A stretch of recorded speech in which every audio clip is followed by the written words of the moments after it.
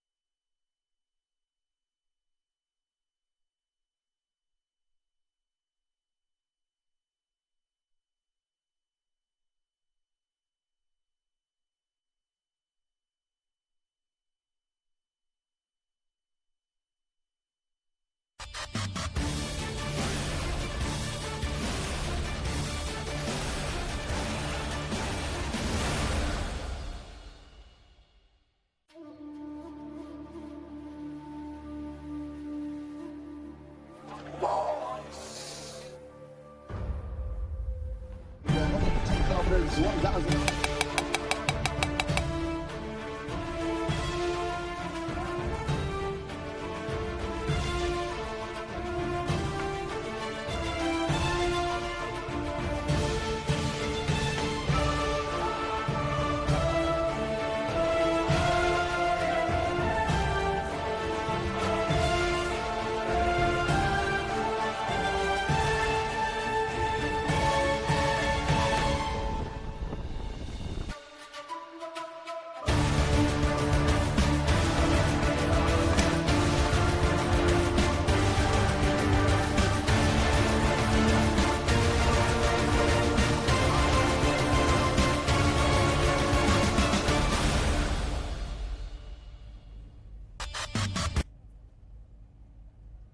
Welcome to it. Hello. Good to have you with us. Thanks for clicking and opening up the page and joining us here on our live coverage from stage 2 of the Absa Cape Epic. Christo Tours with me here. Christo, welcome back. Another great day of racing ahead.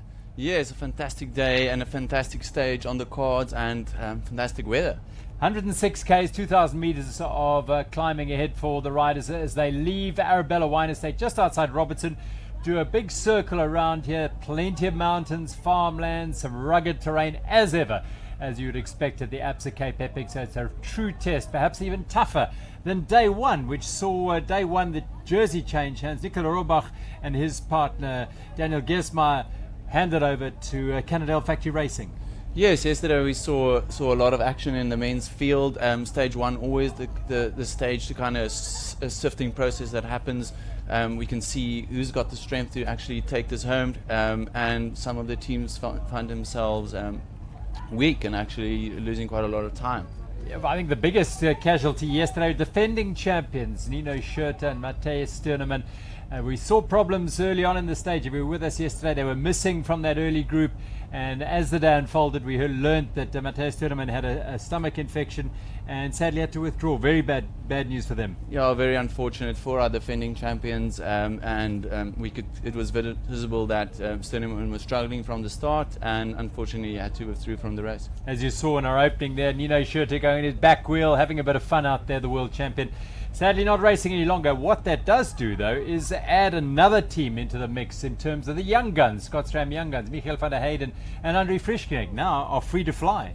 Yeah, definitely. Their focus will now shift from being a backup team, being there to support their number one team, to now being the team trusted with the mantle of trying to perform. And obviously, before they would also try and keep up as much as they can, but they won't be stopping to hand wheels to anyone now. Right, also a casualty in the women's race, defending champion Esther Sus, who lost her partner that won the race last year for Merendale CBC, Jenny Stenenhag, prior to the event to a hamstring injury. Sadly, yesterday, the replacement rider, Angelika Tazrita, has pulled out of the race due to a shoulder injury in a crash. So no double defense here for the women's and men's races, new champions perhaps, or will we go back to the old guard? Carl Platanus Huber perhaps in 10th place, somewhere off the pace, but still there and thereabouts. So yesterday it was 110 Ks, beg your pardon, 1900 meters of climbing. They set off from Arabella and came back here on the first marathon stage of the 2018 Absa Cape Epic.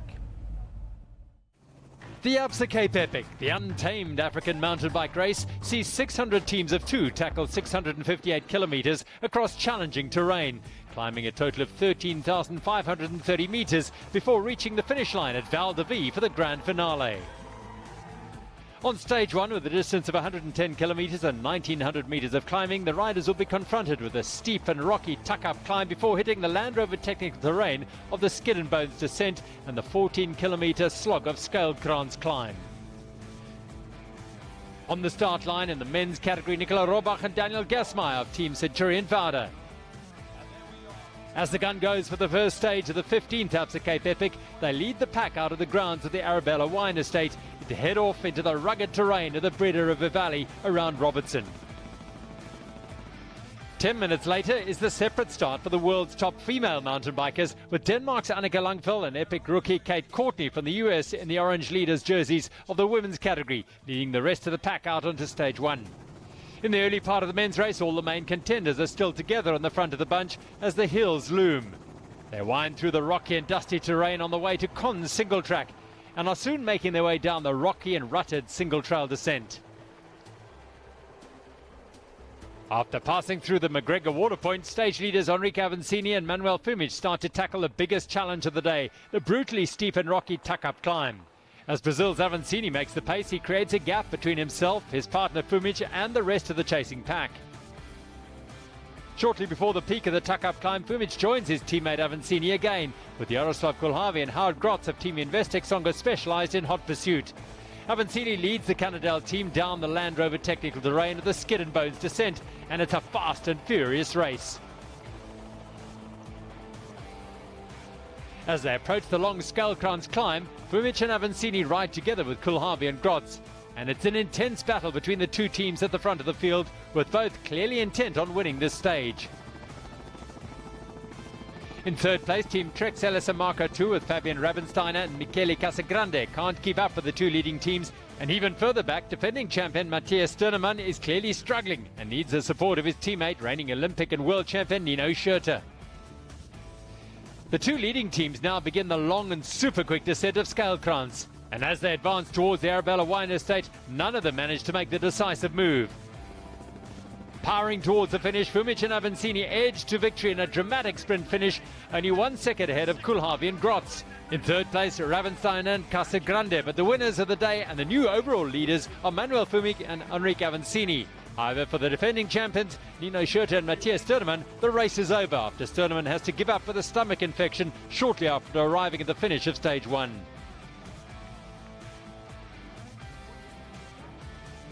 In the women's race, prologue winners Annika Langvall and Kate Courtney of Team Investec Songo Specialized dominate the race right from the start, and despite a puncture, they managed to maintain their lead and arrive at the finish line at Arabella Wine Estate 52 seconds ahead of Ariane Luthi and Gitabe Hills of Team Spur in second. Third goes to Mariska Strauss of South Africa and Annie Last of Britain, whilst Langvall and Courtney maintain their overall lead. The race is over for defending champion Esther Sus. Her partner Angelika Tazrita had to give up with a shoulder injury. So the drama of stage 1 of the Absa Cape Epic. Always a tough day in this race. After the prologue, a shorter 20k stage, suddenly you realize you're in the big race here. 1,200 riders taking this challenge on. Not a massive attrition rate yesterday, but certainly some riders finding themselves undercooked, also falling foul of those rocky, loose terrains and trails out there. So just to recap the general classification. So Cannondale Factory Racing, Fumic and Avancini lead the race by 40 seconds from Investec Songo Specialized Kulhavi and Grotz. In third place, Centurion Vara, that's Nicola Rohrbach and Daniel Gesmar. They were yellow jerseys after the prologue. They are 5 minutes and 36 seconds down. But fascinating, from there, from third place all the way down to ninth place, who are Kulumanzi Projects, Franz Klaas and Marcus Bauer, there's 2 minutes and 13 seconds. So an amazingly tight bunch there. In amongst there, you've got the likes of Buff Scott, Trek Celis and Marco 2, Price Bishi Bikes, new teams, new combinations, but also Canyon Topeak, Alban Lecata and his partner Christian Heineck, and they are looking strong. Definitely, Canyon Topeak are looking very strong. We saw in the prologue, they just went about their business very quietly. They haven't been very outspoken. Nobody's really kind of flying under the radar, and you do feel that that team has definitely got cards very close to their chest at the moment. Oh, I think they are in this race really to win it. It's the one thing missing from Alban Lecata's Palmares. He's won pretty much everything there is to win in marathon and stage racing. This is the one he wants. He's finished every place from 2nd to 8th over the years. He wants to finish on the top step. In the women's, just a quick recap there. Investec Songo Specialized leading the race from Team Spur by 2 minutes and 4 seconds. Big fight back from Investec Songo Specialized after that puncture yesterday. The power of Annika Langvall and Kate Courtney getting him past Team Spur after the fourth water point and powering to the finish here. Silverback KMC, Mariska Strauss and Annie Last now in third place after Sabine Spitz, the world champion, German champion, a former world champion, got cramps yesterday, which is, she says, she cannot remember when last she cramped. Robin de Groot is her partner for Team Ascendus Health, and they are some way back, 13 minutes and 28 seconds off the leaders there. So a big disappointment for that team. Unusual for a ride of that experience to cramp up, but perhaps she might have lost a bottle somewhere along the way. Yeah, I think there's many factors that would be able to influence that. Maybe it's slightly tired legs going into the stage. Maybe she went really hard on the prologue, or as you say, maybe didn't take in enough fluids during the stage. But I'm sure it's also that the conditions, maybe she's not used to riding in this type of conditions. The terrain is very rough, so it's quite hard to find your rhythm, and it might be that on and off power that the riders are faced with in this area that might have caused some issues for her. Of course, it is the Untamed African mountain bike race, and anything can happen out there. It's so unpredictable, as we've seen with Matthias Sturnemann falling ill, with Angelica Tazrita picking up a shoulder injury. George Hincapie and Christian van der Velde led the Dimension Data Masters after the prologue. They lost copious amounts of time, 17-18 minutes yesterday due to a puncture, and eventually George Hincapie had to ride with a flat tire for a long way to the finish. So those sort of things do plague the riders here. That is why I think so many of them are being very cagey, very, very non-committed about how things are going to go. You just don't know how it's going to unfold. Yeah, I think definitely the experienced riders would be able to tell you it's all about managing those situations, and with Hincapie and van der Velde case, maybe they weren't exactly sure, maybe the tire choice was incorrect, and then managing that and getting it home to the finish and having to ride the last word is that they did the last 10 Ks on the rim, and something like that would lose you big chunk of time, where maybe if they decided to ride a tube it and just take it very carefully from the point where they punctured, they might have limited their time loss. Right. So let me just tell you that the Grandmasters is being led by Rob Sim and Udo Bolts very comfortably by over 10 minutes. The mixed is Argentina Merida. They are leading the mixed from the South African pair, Nikki Hillemy and her partner. We'll fill you in on those as the day unfolds. But we are going to be focusing on the sharp end of the race, the men racing towards Arabella here. We reckon a time around 4.25 hours for the winning time here. The last 10-15 K is very, very hard indeed. Much tougher than yesterday. Lots of kickers and punches that can sap the energy as they get towards Arabella. So what are the thoughts of the riders ahead of stage 2 of the Absa Cape Epic? Day 3 it is. They've got 2.5 days, a day and a half in the legs. What are the thoughts on the start line this morning? Yeah, it's the first experience for us at the Cape Epic, and we are really happy to be there. And yeah, we take days after days the race, and yeah, it's a really good experience for us. And yeah, we did 2 days really good for us, and the shape is good, and we are together, and it's we know each other really good, and yeah, today will be a good day, I think. Feeling is good after two days of the race. The prologue it's really fast, and for the first stage it's really taut, and now I looking forward today, and I hope it's a good day for us. I don't know, yesterday was very fast, almost 24 km an hour, so fast racing, some rough terrain, some technical distance, but I think today, what I said, shorter climbs, but I think same speed. There's a lot of competition in the Masters category. The conditions are pretty good, so not too hot. Now it's actually cold. So yeah, for us it's to follow a bit and waiting for the end of the race. I think for the next couple of days. Today's just following, not attacking, and trying and see what the other guys can do. I mean, I kind of like today's format, just really punchy climbs. It's still a long day, but I think it'll tend to be more of a group race out there, not a solo breakaway like happened yesterday. Yeah, I mean, we had a pretty good day yesterday. We did great work, and we will do everything for success for this stage, because I mean it will be pretty hard as well, and yeah, we will see. I mean, it looks like a very hot day, and yeah, it will be pretty hard again.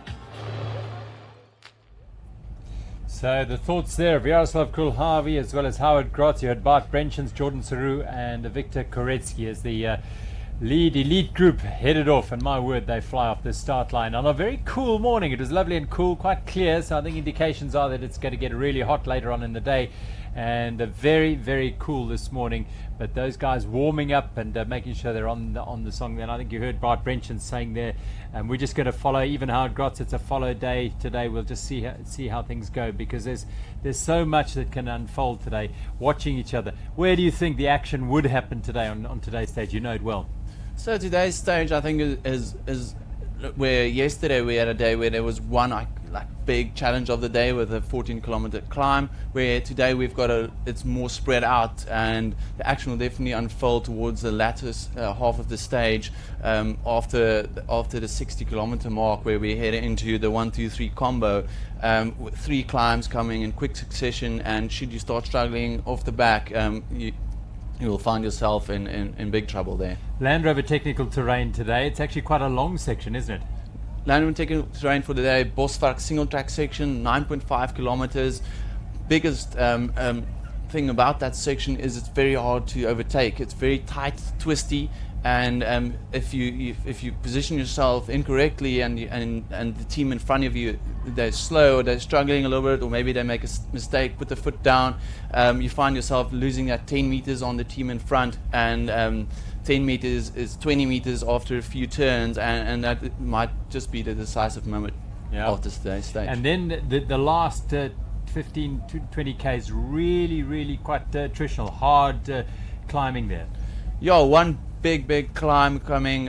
It's not very long, but it's very steep coming, and that's at 88 kilometers today, so 18 kilometers from the finish. A big challenge of the day. So should there be 2 teams or 3 teams together, it's an opportunity to attack, and another kick coming, the counter punch coming more at a 10k to go mark. So where yesterday we had a bit more of a steady flow into the finish, today we have those 2 challenges and springboards for teams to attack. Right, Christo. Let's now have a look at the women this morning. Leading the field, of course, Investec Songo Specialized, 2 minutes and 4 seconds over Team Spurs, Ariane Luthi and Gita Michiels. And in third place, Silverback KMC. Let's hear their thoughts ahead of today's race. Yeah, exactly. I think it's important to have a good camaraderie with your teammates and the team as a whole. So I think that it makes the 8 grueling days a little bit easier to bear, and helps you get through to the next stage a lot easier. So no, I'm very happy with Annie and think we get along really well. So super excited to be on the bike again. So it's been good. We had a solid day yesterday. Tough day, obviously. It's never easy at the Epic. But no, it was a good day. And looking forward to the stage today. It's kind of quite a different profile to yesterday, but a similar kind of overall length and amount of climbing. But just looking forward to getting stuck in, and looking forward to the sun coming up properly and warming up a bit. So after yesterday with a lot of with cramps in my legs, so I did a lot of recovery and added a lot of electrolytes. So and hopefully today is better, because cramps are not something I know. So and with that, today is a new day. Let's see how it will go. So there are the thoughts of Sabine Spitz, as well as Annie Last from Britain, and South Africa's champion Mariska Strauss, as the women's elite bunch head off, of course, since last year, their own start group, which is fantastic. 10 minutes after the elite men, they headed off there, and the racing's going to be hard, because I think Ariane Luthi is very, very strong. Perhaps doesn't have that outright power of Anneke Langveld, but she's certainly keeping herself in the mix there, 2 minutes and 4 seconds down. Yeah, I think Luthi and Gilles, they're looking very good as well, and I think today they will be watching Langvat and Investec Songo Specialized, and watching them to see. I don't think they will try and attack. I think they will, as yesterday it was clear that Langvat and Courtney, they are the strongest team in the race, and Luthi and the Gilles will try and just stay with them throughout the race, and should the opportunity be there, maybe a mechanical and an issue for Investec Songo Specialized, then they would jump on that opportunity too.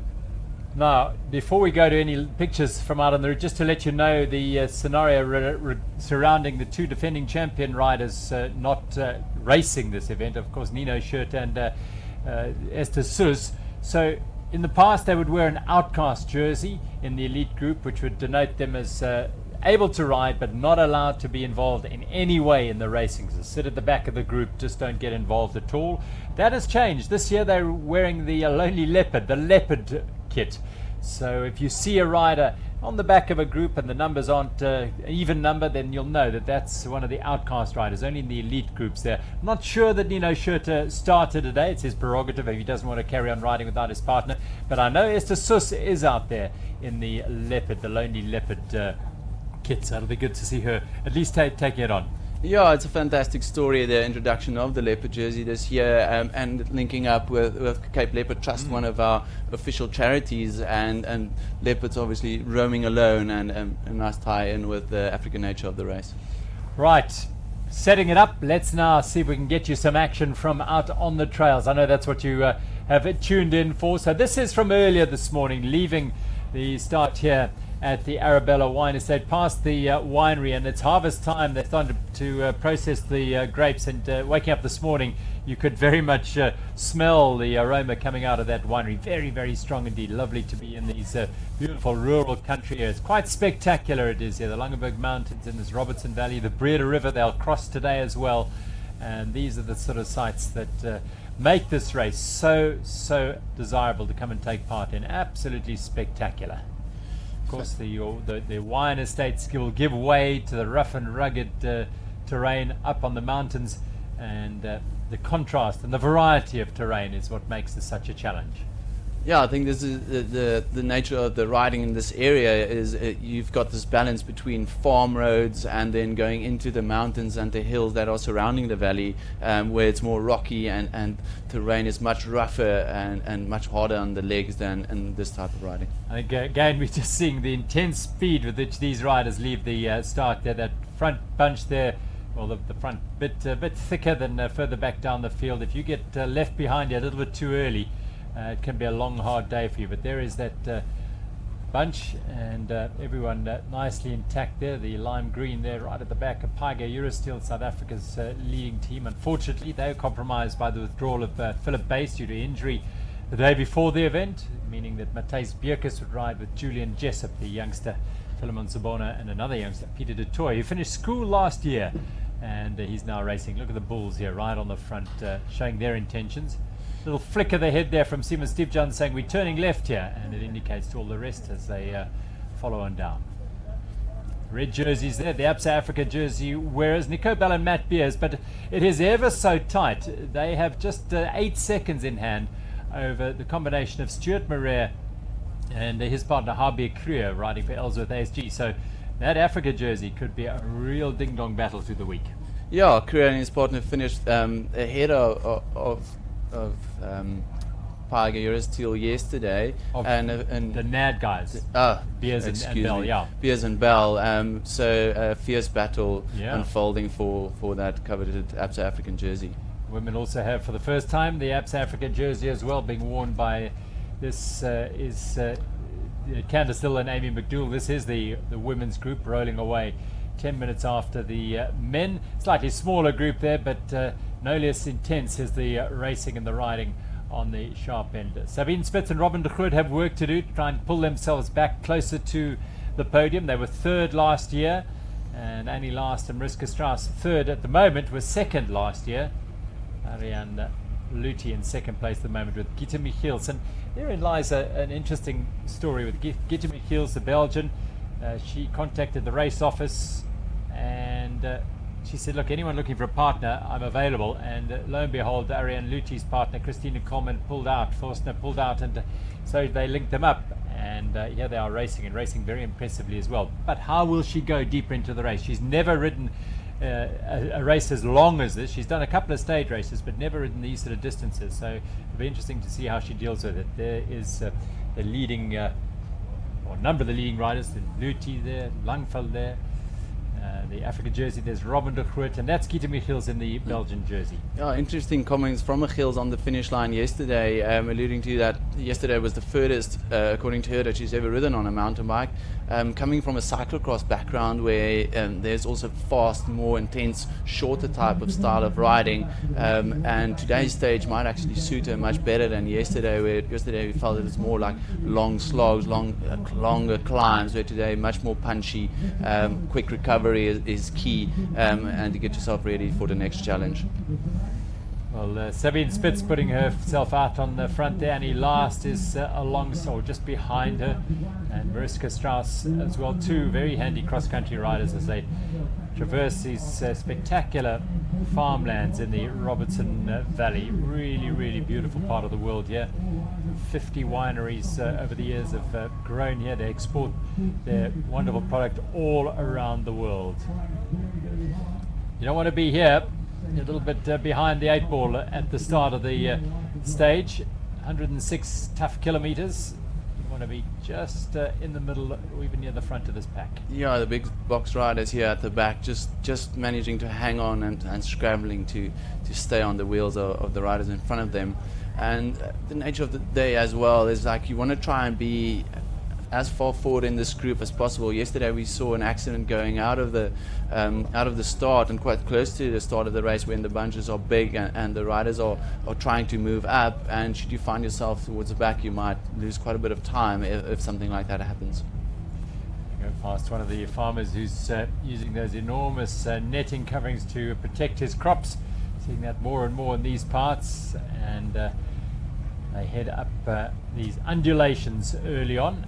And as the undulations come slowly but surely, the big group will start thinning out, and the very strong will be in the middle, and the very, very strong will be right up at the front, as we see now. Yeah, this climb here, it's quite a steady climb, and just to get riders actually into it, and I'm sure they would welcome this type of riding to get going. But then at the 20k mark, the riders are faced with the Balboa Climb, which is really uncomfortable, to say the least, where it's a climb that is full of rocks. It's very tricky, traction is very hard to come by, and the top riders here, they would be able to ride all the way, but I think for the riders towards the back of the field, a much bigger challenge. You just get an idea of how fast they are traveling here. Our bike going alongside these riders, the intensity is just incredible early on in this race, and they maintain this. The sharp end maintain that pretty much throughout the race. It's quite phenomenal, these athletes, how hard they work and how hard they prepare. Large majority of these guys do little else other than ride their mountain bikes, but amongst them are some who take this not quite as seriously, but still able to get in enough training to mix it up at this phase of the race. The likes of Andrew Duvenach and Craig Uriah, two young men who are full-time professionals in their private lives and work and family men, and yet they find themselves racing amongst the elite here. Incredible. And we can see the pack starting to being stretched out here as the riders get into the stage and trying to really opening up the power. The berry farm, I think, on the right-hand side there, the netting protecting it. They're able to ride right through it. What a beautiful opportunity. Great sight, these riders. The farmers have been quite incredible here, haven't they? Welcoming the riders in the Absa Cape Epic. Yeah, I think there's a problem here, rider breaking a chain. And this is where it gets really important for this team to see how they deal with the situation. Hopefully they've got something, a master link with them, which will enable them to fix the chain. Should the chain be twisted, they might need to kind of just keep going until they get to the first water point, which will also feature a tech zone area. And that is something that these riders, they don't have. They carry certain spares with them, but they can't obviously take everything that needs to go onto a bike. So riders will have a tech box at the tech zone areas, and it's self-supported. So the riders would need to fix the mechanical parts of their bike themselves. So they can't have a mechanic waiting there to help them. But they can have spares there, so riders, if there's an issue, for instance, maybe they've got a sidewall cut, the riders will then just make sure they get to the next point, not take any risks, and then swap out the wheel for a fresh one that is perfectly intact. Yeah, that was one of the Willier riders. They've got 2 teams in this race, including the leaders in the Dimension Data Masters at the moment. And that could well have been, in fact, it could well have been Johnny Caetano or Louis Meyer, Willier 47C1. Oh, here we go. That's Paigo Euro still on the front there. Nice to see the South Africans putting themselves up there. It looks like Matthijs Beerkes straight to the front on this climb, and this is the start of the Balboa Climb. Canyon Topik in there, and there's the yellow jersey, Canadel Factory Racing, Fumich and Avancini. Avancini on the front there, and Trek Celes and Marco. Well, yesterday we saw a really great ride by Ravenstein and Casagrande, their number 2 team. You can see there, Locata struggling, losing traction there. Might actually be Heineck. Apologies for that. Leading, these are the best riders in the world, and you can see how tough this terrain is if they are struggling. Look at that incredible image. I mean, these areas you won't get to pretty much any other time of your life other than on a mountain bike in an event like the Absa Cape Epic. This is truly the untamed African mountain bike race. Spectacular visuals. Really is beautiful to see the terrain they're riding through there. It looks great from here, very comfortable. You've ridden it, you know what it's like, and we've just seen riders getting off there. Brutal. Yeah, I know, brutal conditions out there for these riders, and as predicted, the pack staying together and onto that first 2 challenges of the day, and up until 60 kilometers, it will kind of stay like that if our predictions are correct, and from there we'll see the real action really starting to happen. Yeah, the real action is going to start unfolding, and we'll be bringing that to you just as soon as we get nice clear images from the air there and roll them in, and we can pick up the action there. Howard Grotz and Jaroslav Kulhavi, well, many people's favourites to win the overall race here, but an interesting combination. Grotz in his 2nd Absa Cape Epic, didn't finish last year. Montoya's partner pulled out last year, and Grotz was riding in support of the Christoph Salzer, Jaroslav Kulhavi combination last year. Didn't quite go their way. And of course, Manuel Fumich and Enrique Avancini, they had 4 days in yellow last year. They're back in yellow this year. The confidence must be oozing out of that team.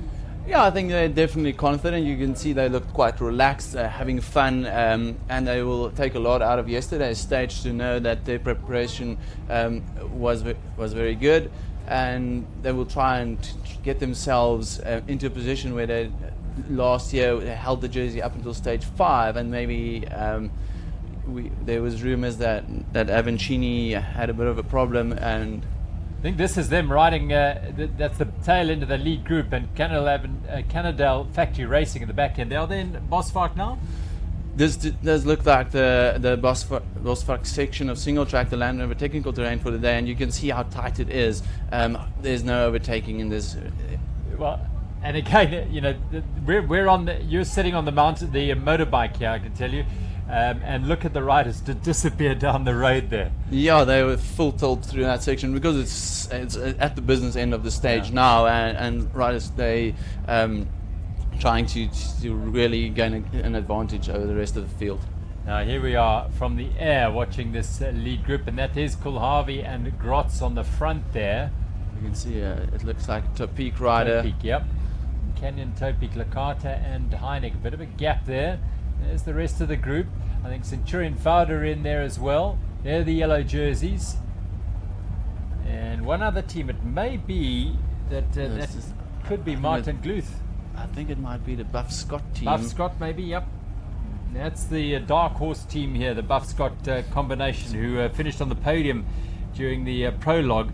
Robin Steiner and Pinto, if I'm correct. And in fact it's Francesc Carretero and Luis Pinto, the Spanish Portuguese combination, riding their first Absa Cape Epic, so it's uncharted territory for them, and they are, well, they really are riding out of their boots here at the Absa Cape Epic. In the middle of the most incredible bushveld here. Oh, trouble here. This is Kulhavi. Puncher away through go Canadel. Now the clock's going to start ticking. And this is drama for Investec Songo Specialized. So, big question is how serious is this mechanical, and would they be able to just plug it or just even bomb the tire, or will they need to replace the actual inner tube, in which case they would lose a lot more time? So Howard Grotz is watching it all happen. It looks like a plug. Fantastic pictures here to really get to see how the riders need to deal with the situation. You see a calm head like Kulova. You can even see he is a little frazzled by this. It's real drama here for Investec Songo Specialized. Just to illustrate the situation, Cannondale Factory Racing passed through there. They have a 40-second lead over this pair. And also Canyon Toe Peak, 6 minutes and 46 seconds at the start of the day. Centurion Vado also went through there. They were 5 minutes and 36, so they will be eating into that lead. And what this will mean is Investec Songo Specialized are going to have to dig very, very deep to chase back, depending on how much time they lose here. Yeah, see how the rest can change. They were in the lead, and one maybe taking a risk around a corner, or just lose debris, and they've got a problem now, and they need to chase back. This is what the Land Rover technical terrain can do. It can be very, very dangerous indeed. So there they go. Buff's got in there. So Centurion Vada, there's the yellow jerseys. Canyon Toe Peak on the front. Those four teams will look to really just try and keep it steady, keep it going in this trail, because the trouble now is for Investec Songo Specialized further back there. Canyon Toe Peak sending a man up the road. I think there might be a Heineck. He was ill yesterday. He wasn't in great shape yesterday. This morning, Albin Lecarte and he were on the start line. Heineck said, "How are you feeling?" He said, "Well, we'll have to wait and see how I hold up." Well, he seems to be holding up pretty decently here, and is still very much in the mix at the sharp end. In fact, at the sharpest end, because Canyon Toe Peak on the front, Buff Scott, then Centurion Fada, and the yellow jerseys of Fumik and Avancini here. Well, every pedal stroke will take them further and further away from Investec Songo Specialized.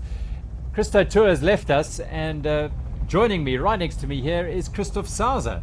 Hello, Christoph. Morning. Good morning. This is your man. Unfortunately, bad sight here. Cool Harvey and Grotz still trying to plug it. Yeah, it's very unfortunate to be in the lead, and then the jersey is so close, and it's a devastating moment. And hopefully they can fix it as soon as possible, get on the round and on the route again, and especially get the head together, that the moral keeps on going and not losing time while they're riding. Looked like perhaps a big sidewall cut on this Land Rover technical terrain, and it's a point we've been making with Cannondale Factory Racing and with the Investec Songo Specialized team. You don't have a backup team here. Yeah, but who has a backup team right now at this point of the race? It's already very, very split. You have to have a top shot backup team to be still here. The speed these days is so high from the start. Backup, if you don't have, as I said, like a top team, you rather just have a backup, tries to stay on for an hour and then just chill until the end, because it doesn't make sense that the backup team goes full gas, just still half an hour, being half an hour off the pace. So better recover, full gas for an hour, try to stay on. Once you're off the reach, you just chill. So this is one of those teams who do have a backup, but they're not at the sharp end at the moment. It's Team Bulls, and we're on the e-bike here through live view with Stefan Sam as they tackle this technical terrain. A long section of single track here, 9 kilometers, the Land Rover technical terrain. It is very long, that single trail. I rode it yesterday with the day trippers, and it's actually quite easy to ride. There are no tricky corners. You can read the terrain. They're not sharp rocks really, but it just needs that one rock which has like the perfect angle to your tires, and it can cut any tire, if it's a super light one or a heavy one. Right, that was the lead group going through their 4 teams. Just a reminder that it's Canyon Toe Peak, Heineck and Lecarte. Buff Scott are in there. That's Pinto and Carretero. Nicola Robach and his partner Daniel Gesmeyer from Centurion Vada. And at the back here, the yellow jerseys of Cannondale Factory Racing. Talk about tyre choice. What are the Investec Songo Specialized guys riding? The boys are on Renegade tires. These are our fastest tires, and it's the heaviest, the most safest tire of all 3 choices we have. It calls the grid tire. Jaro and I always went for Gripton, the tire below. It's not the weight that makes the difference. It's much more a heavier tire gets harder. It doesn't roll so well. It feels like it has much more air in it. Even you have the same amount of air in a lighter tire. It's just not so supple, not so smooth to ride. It can happen to any rider, to any tire. Yeah, absolutely. Just the other day I was riding in Junkershoek, Stellenbosch. There was hardly nothing, and I didn't know why I have a flat tire, but there was just that little rock which was so sharp, and I hit it with the right angle. Meanwhile, this is the leading quartet of teams, with Cannondale Factory Racing busy just managing their efforts at the back here. They need to nothing more in the yellow jersey than ride where they are now, as Canyon Topik have the most to gain here, as do Nicola Robach and Daniel Gesmeyer. And Buff Scott, if one of those teams coming from the left field, if you like, Christophe, an unknown quantity. I mean, Leo Pinto, he's very well known. He had some very good results in the past. He disappeared a bit. He won the Brazil ride, as far as I remember. I think 2 years ago, and he finished second last year. Yeah. But his partner, I have no idea. But you never know with those Spanish guys. They often just race at home. They're used to this terrain. It's very similar, like in Spain. So. What we see here now, it's like descent, and then it's a little bit flat, and then 2 more spikes to come. I know these climbs now, and they're quite hard. I believe it will split up on those 2 last climbs. Yeah, you rode, Christophe had the opportunity to ride with the day trippers yesterday, and I think they rode this stage, or parts of this stage, and the second stage today, and they're riding the first stage today, if you like. So you know this really, really well. So what's the thing? Who's going to go, and who do you think might have a go when the opportunity comes to have an attack? I would have to see the whole race from the beginning to the end. Alban, that's his style. He loves to ride from the front. He likes that boost of confidence. I'm in charge of the race. I wouldn't be surprised the Centurion Woude will have a good run there on the last climb. I don't think the Cannondale is.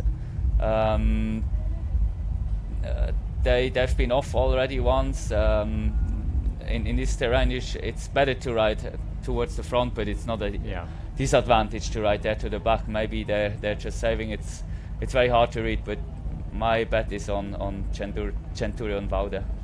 It's almost Karoo style trails, these, the terrain very, very dry and low scrub, and obviously a dry, drought-stricken area, of course, the Western Cape. They're flying down the descent now, and here they are. This is Grotz and Kulhavi back up and running with a relief there, Christophe. Yeah, that's very good to see. I believe that's maybe 3 to 4 minutes. Let's finger crossed for our team that they have their motivation head together. Jaroslav sometimes is not doing so well. When we had a flat tire, it needs like 10 minutes to accept the situation, and then he's flying again. Yeah, so this would have been his first real test as the sort of senior man in the team, taking responsibility for it. Absolutely, and I mean he changed so much from the first to the last epic we rode together. The first epic he hardly couldn't plug a tire. He didn't know what to do. And the second epic, he wanted to operate with a chain tool, and he just broke the pin, and that was the only chain tool we had. Got the idea to use the chain link as a pin, to put that in front of the tool, which puts the link out. Yes. So yeah, but he's now doing very well. I mean, just at the Rock d'Azur end of the year, we did a gravel race together, and he had a flat tire, but we didn't in a team, but he managed to plug it super fast and was quickly back on. Well, it'll be a test now for Investec Songo Specialized, Howard Grotz and Jaroslav Kulhavi, as they chase back to the lead group, 4 teams, and they're chasing back because they had a puncture a short while ago. It wasn't the easiest to fix. I think we saw Jaroslav trying to bomb it a couple of times there, so they have lost time. They had a 40-second deficit to the yellow jerseys, and then there was 5 minutes to the team in third place, so they may well hold on there, but depending on what happens in this group and depending on how strong Jaroslav goes, and Howard can stay with him? I think so, yeah. It's flat here, and very soon the action is gonna start. I assume like 2 minutes to go, 3 minutes to go, and then it goes right up there. You can see it now appearing in the screen. They go up there, that white road. It's quite grippy, so you can ride it out of the saddle, which is advantage if you're tired. So you can do a little bit of a position change. And they're all taking a turn on the front there, trying to work as much as possible to get a gap on Investec Songo Specialized. Obviously, they know they are strong. They want to make time into it for the other days, and it's definitely a good chance for them. Drilling it through the orchards here. You saw the vineyards a little further up the hill. That's where they headed on this climb. So Robach and Gesmeier at the moment doing the work on the front here, but Canyon Topik are there, and now Centurion Vada have given away, and here come Canyon Topik to take up the running on the front. Very interestingly, Cannondale also here, not doing any work. See if they're playing dead or not. Right here the climb will start, and now that's where it's going to happen. And sneaking onto the front there, here come Cannondale. Look at Manuel Fumic and Enrique Avancini. Avancini, amazing. Sitting on the back there on the flats, sneaking onto the front on the climb here. I feel like Avancini struggles a little bit, quite hard gear, and also yesterday when I've seen him on the route, Avancini could just hang on that last climb, not getting dropped, and he just saved it into the flat, and then going for the sprint finish. There's Avancini on the back of that little group there. So this is where it's all happening for the stage honours today, but on the bigger picture of things, there are GC places to be made up with Investec Songo Specialized hammering it behind them, Jaroslav Kolhavi and Howard Grotz, to try and close down the gap that has leaked after their leaking back tyre on Kolhavi's bike. Even the riders most probably never pre-rode this route. They know exactly where they are. They know exactly what's lying up, because they have the stage profile on the handlebar with the kilometers, and then with their computers they know, they can see the kilometers on the computer, checking on the stage profile, and they know how the climbs felt before, and they can really judge these two last climbs very, very well. I know this sounds a little strange, but I mean the accurate distance at the start of the day is imperative, very important to the front end of the race here. Yes. Also, what I've done is always to have the average speed. So I constantly was calculating. Okay, we've averaged now 25 k's an hour. That means 400 k's takes 4 hours, and it's 110. Then it's most probably the winning time is going to be 420. My head was always spinning and thinking, and it was especially when you've not limit, then it's a nice play or a nice headspace for me to do that. So. Yesterday's average speed was 26 kilometers an hour. You can see the motorbike heading up there. That's where they're going.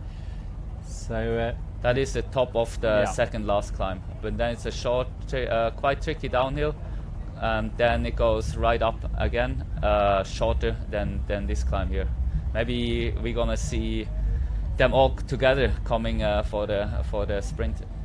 Well, they all have different motivations here, but the collective need is to get distance between themselves and Jaroslav Kolhavi and Howard Grotz. And Buff Scott just trailing a little bit on the tail end here. It would be very nice to see if the helicopter would swing the camera back, how far Investec Songo Specialized is. Gesmeier goes hard. He is a real diesel engine. Robach is there. There's Licata, high neck, and digging very deep here. I think Enrique Avancini and Fumic has gone back to nurse him along. Now you see the last climb right there by the vineyards on the right side. They'll drop down, cross the Breda River, and then up that last climb where those vehicles are. It looks like a checkpoint there, water point there.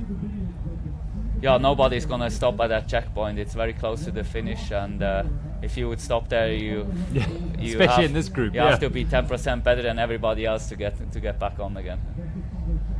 Centurion Vada. Fumich is in fact in the second wheel. That's one of the Buff Scott riders. Carretero there at the back. This must be Howie. No, it's very difficult to say. Sorry.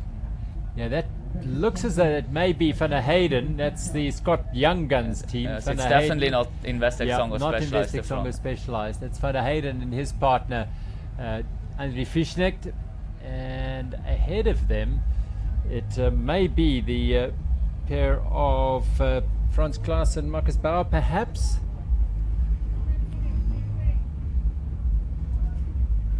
Oh, Martin Fancher and Simon Witzel, yeah. No, it is Franz Klaas and Marcus Bauer there. So this is the Belgian Franz Klaas and Marcus Bauer Kulamanzi project, and they're riding with the Scotsram Young Guns. And behind them, Rightables with Jaroslav and Howie. So they're back on with the Bulls. This is back with our lead group up that last climb, and Centurion Fowler putting it down on the front. Robach and Gesma up front. So the punches being thrown here, it was suggested that today's stage would be something like a 10-round title fight, and it's proving as such. Those little climbs just sapping everyone, taking punches and getting up off the canvas and coming back again. Gesma looks over his shoulder to assess what is going on. I think it'll further back as Robach is out of the saddle to try and latch onto the back wheel of his teammate. But yeah, nobody gets away anymore unless a team makes a bigger mistake. They're all very, very equal, and yeah, it will come to a bunch sprint.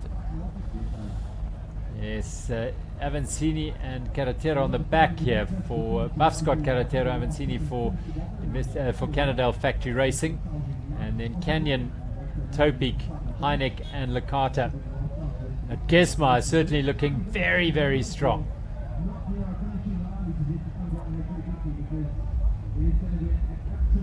High drama on stage 2 of the Absa Cape Epic, as ever.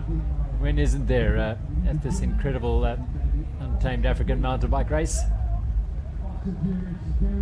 Now, you talked on Sunday when you're part of our live broadcast about having some FOMO. When you see it all happening out there, it's super cool action. Yeah. It's a goosebump, and I always love those last half an hour, last 15Ks. It's especially if when you are in a group and you're feeling good and going for that sprint, it's an undescribable feeling, and not much can give you such adrenaline when you come to a finish like this. Now with Stefan Samers, he passes the Scott Young Guns and the Kulamanzi project riders, and Stefan is on an e-bike there, so that's why he's flying up that hill as they go over the Breda River. You don't want to get distance here, and there won't be. Just closing up Einig and Carretero behind him. So closing in on the finish as we nearing on 4 hours of riding here. The suggestion was 4 hours 20 for the stage. Still a way to go. And now all together, just an opportunity to drink. Piece, a little bit of yeah, it's still, juice here. It's definitely still helps here to get some sugar going for the finish.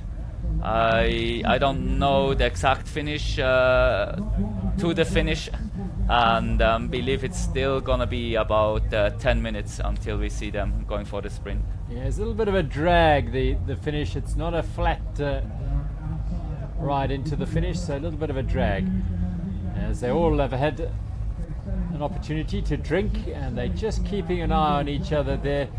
And those last few climbs, we saw the Centurion Vardamin going, although Gesma perhaps had a little too much for his teammate Robach, who wasn't able to join him on the front there. So it's back as you were with this quartet of teams. It may well come to 4 teams dicing it out on the finish line. It's unlikely that any of these are going to get distanced by any significant margin before we get to the finish at the Arabella Wine Estate. Irrigation canals, say, switching over and alongside those very, very valuable sources of water to these farmers in this highly water-stressed part of the country of South Africa.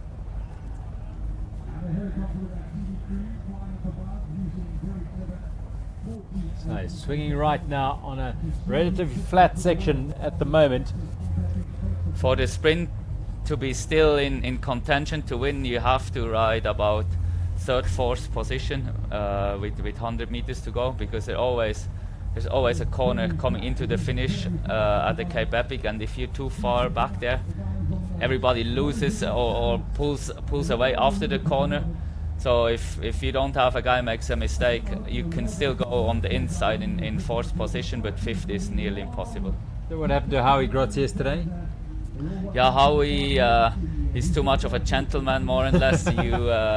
You really have to be mean if you want to win a sprint, and so eager, and also put the elbows out.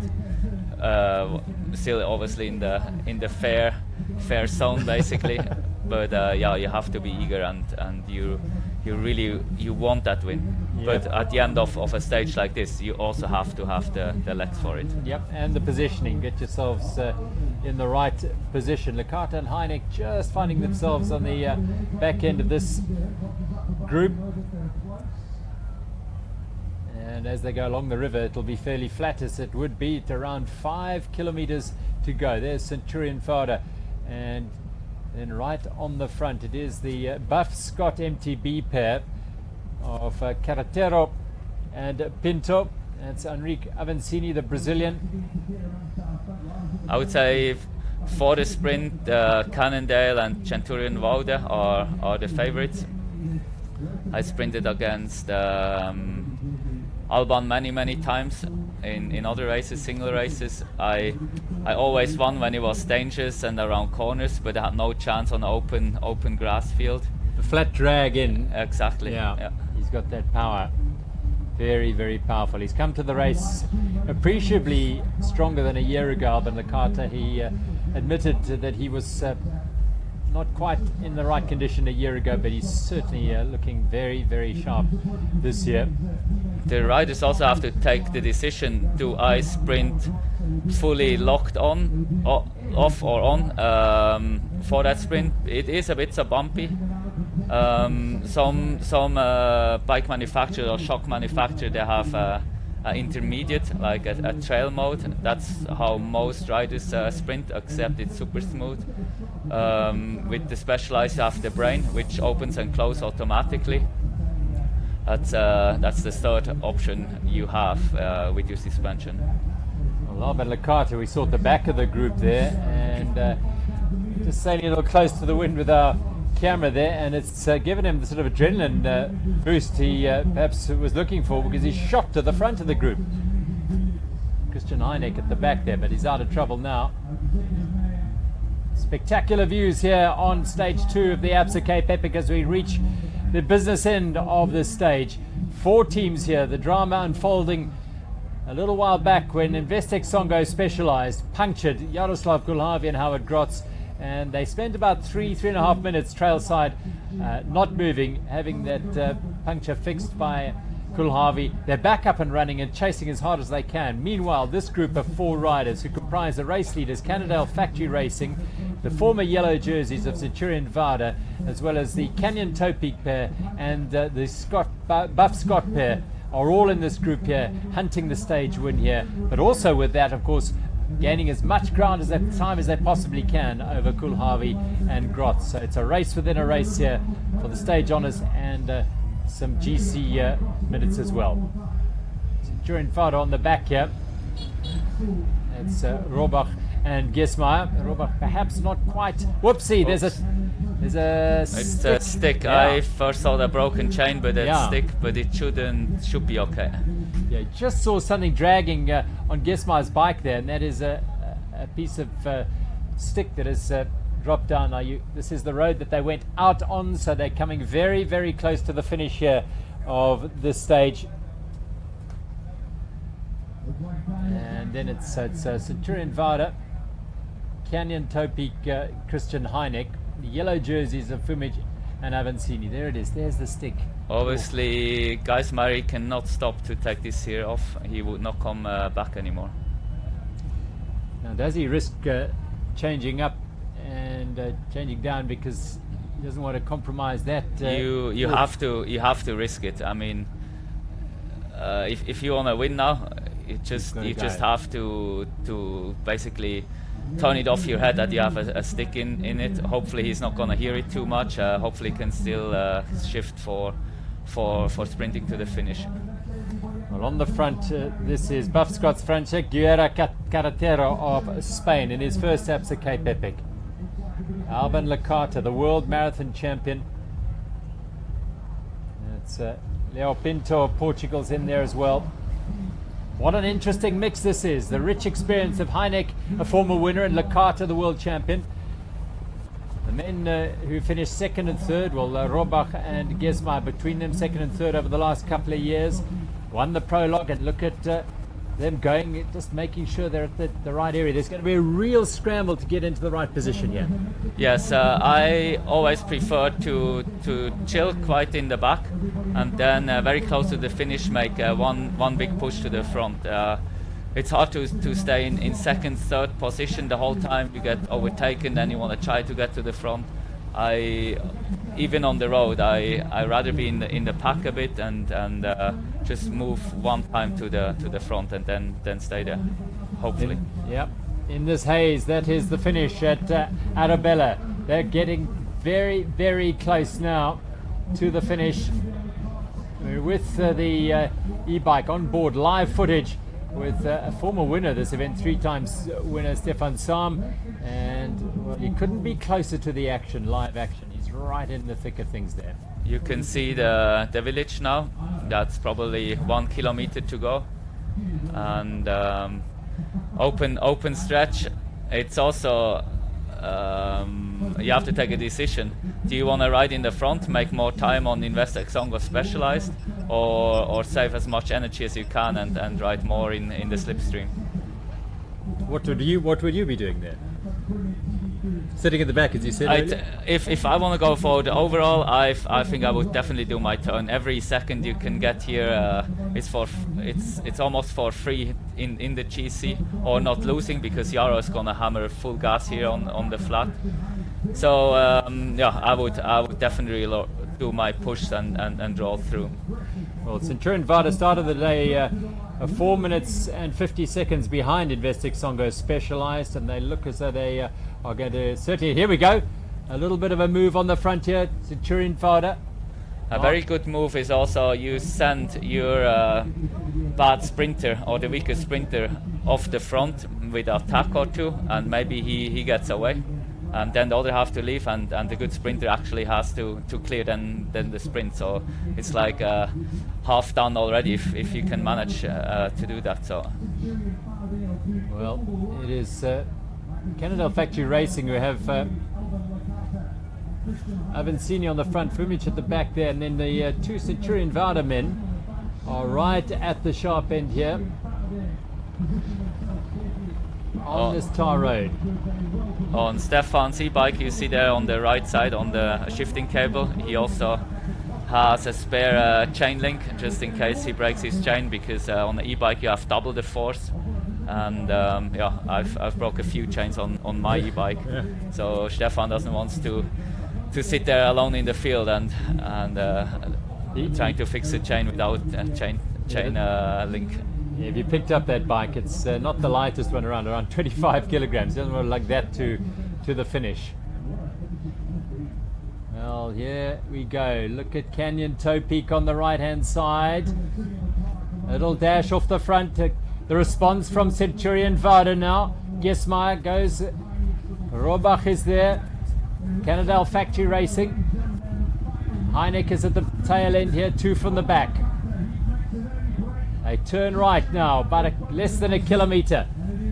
Driven hard now, it's strung out by Lecata.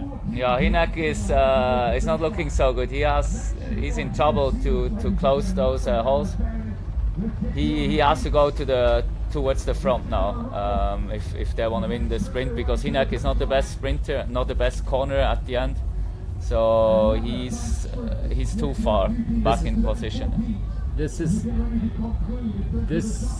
what you were talking about. Lecata on the front here, driving it on the flats, but when it gets a little bit twisty and turny, this is where you, Christoph, have beaten him before. Now, here we go.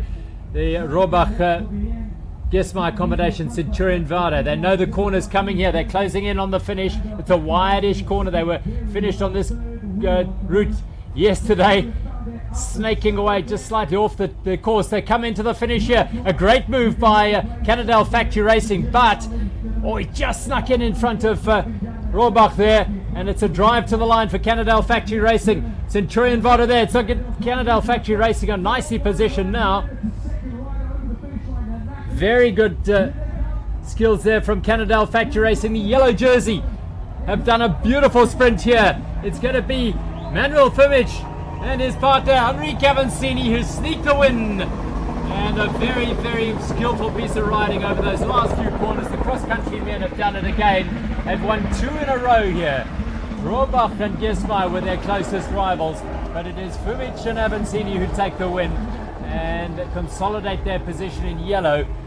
And now the clock will start ticking as Investec Songo Specialized try and drive home, but a very, very well orchestrated sprint there by the Cannondale Factory Racing pair of Enrique Avancini and Manuel Fimic. Absolutely, you could see the cross-country skills. It's a lovely sprint finish around those corners. I would definitely have liked to do a sprint like this, not too open, and you had to look, you had to choose lines, you had to check your other competitors where they're going, and then they were also very strong in this sprint where at the end Rohrbach didn't really have it to move to the front even when he had the place to move. Manuel Fimic and Enrique Avancini consolidating the yellow jersey. Now here we go, let's see who we've got here. This is Grotz and Coolharvey. It's there's Grotz eventually. Quite nice damage control. It's going to be just a little bit over a minute, maybe a minute 10, minute 15 at the end. This is for 5th place. Van der Hayden and Frischneck, they're free to ride now with the absence of Schurter and Sternemann. Klaas and Bauer in there and managing their times. It looks like Howie Grotz is suffering a bit here. And they'll come across the line here. Frischnecht and Van der Hayden will take 5th place. And then it'll be the Kulamanzi project. And then Investec Songo Specialized. Probably just over a minute there, Christoph. Yeah, that's good. Very good damage control. And I mean, it would have been super nice to see them winning for our team, for Songo, for the charity, for the 2. And yeah, it didn't happen today. But they proved they're super strong, and that's much more important to actually prove and see that they're strong instead of winning and feeling very, very terrible. So we were going to hear from Avancini and Fimic there, but yeah, drama plenty here at the stage, but a really gritty, determined drive by Coolharvey and Grotz there to close the gap. We reckon at about 3.5 minutes they lost.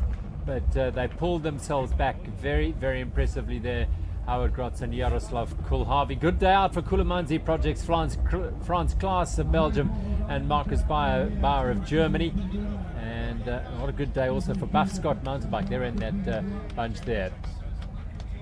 They're picking up their food from the Woolworths crew, and they need that, the recovery vital for tomorrow. There's Jaroslav Coolharvey. And Team Bulls are in the house as well. They've just finished. It's Tim Burma and his partner Simon Steepjan. Well, big effort by Jaro. Very big. Jaro, he's the guy for that on that last stretch, last 10Ks, to go to the front and drive it. No wonder his nickname is the Czech train. And yeah, very good effort from him. And Howie obviously can sit in the back, but it's not like he can chill in his slipstream. you push. You got to work hard often, to stay with him. Often more than 300 watts the whole time. Yeah. Maybe for information, Howie pushed yesterday average watts of 260, normalized about 285, super light rider. And I can give you also the information tomorrow from Jaroslav in the difference of Howie.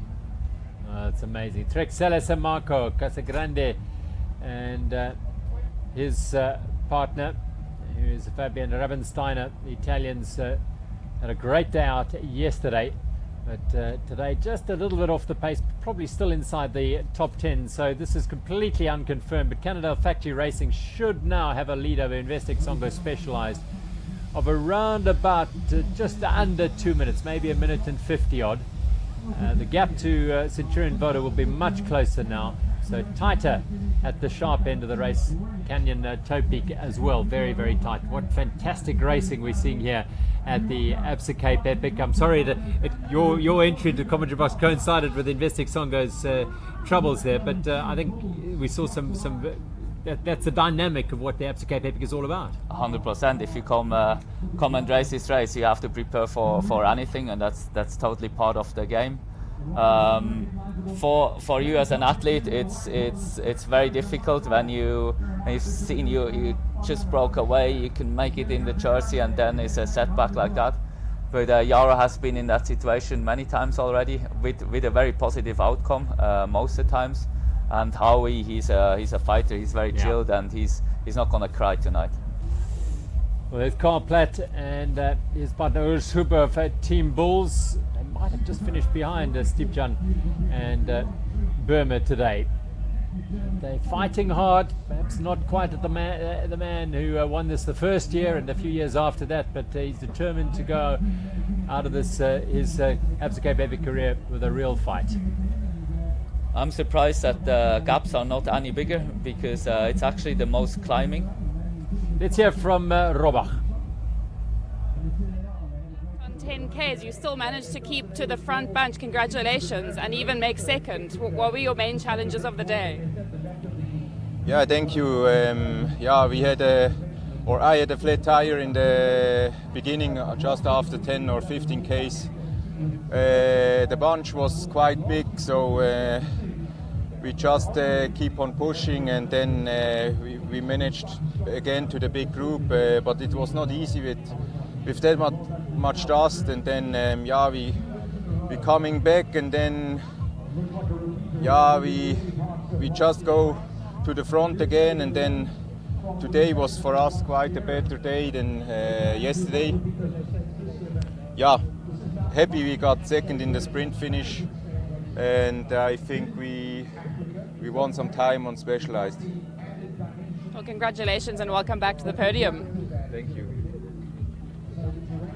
Exhausted Nicola Robach as expected, totally spent, and you want to be at the finish line absolutely spent, because you've left nothing out there and given it absolutely everything. As the Trek Celis and Marco team, Fabian Rabensteiner and his partner Michele Casagrande, well, they've superseded Samuele Porro and Damiano Ferraro in the standings in terms of the Trek Celis and Marco team.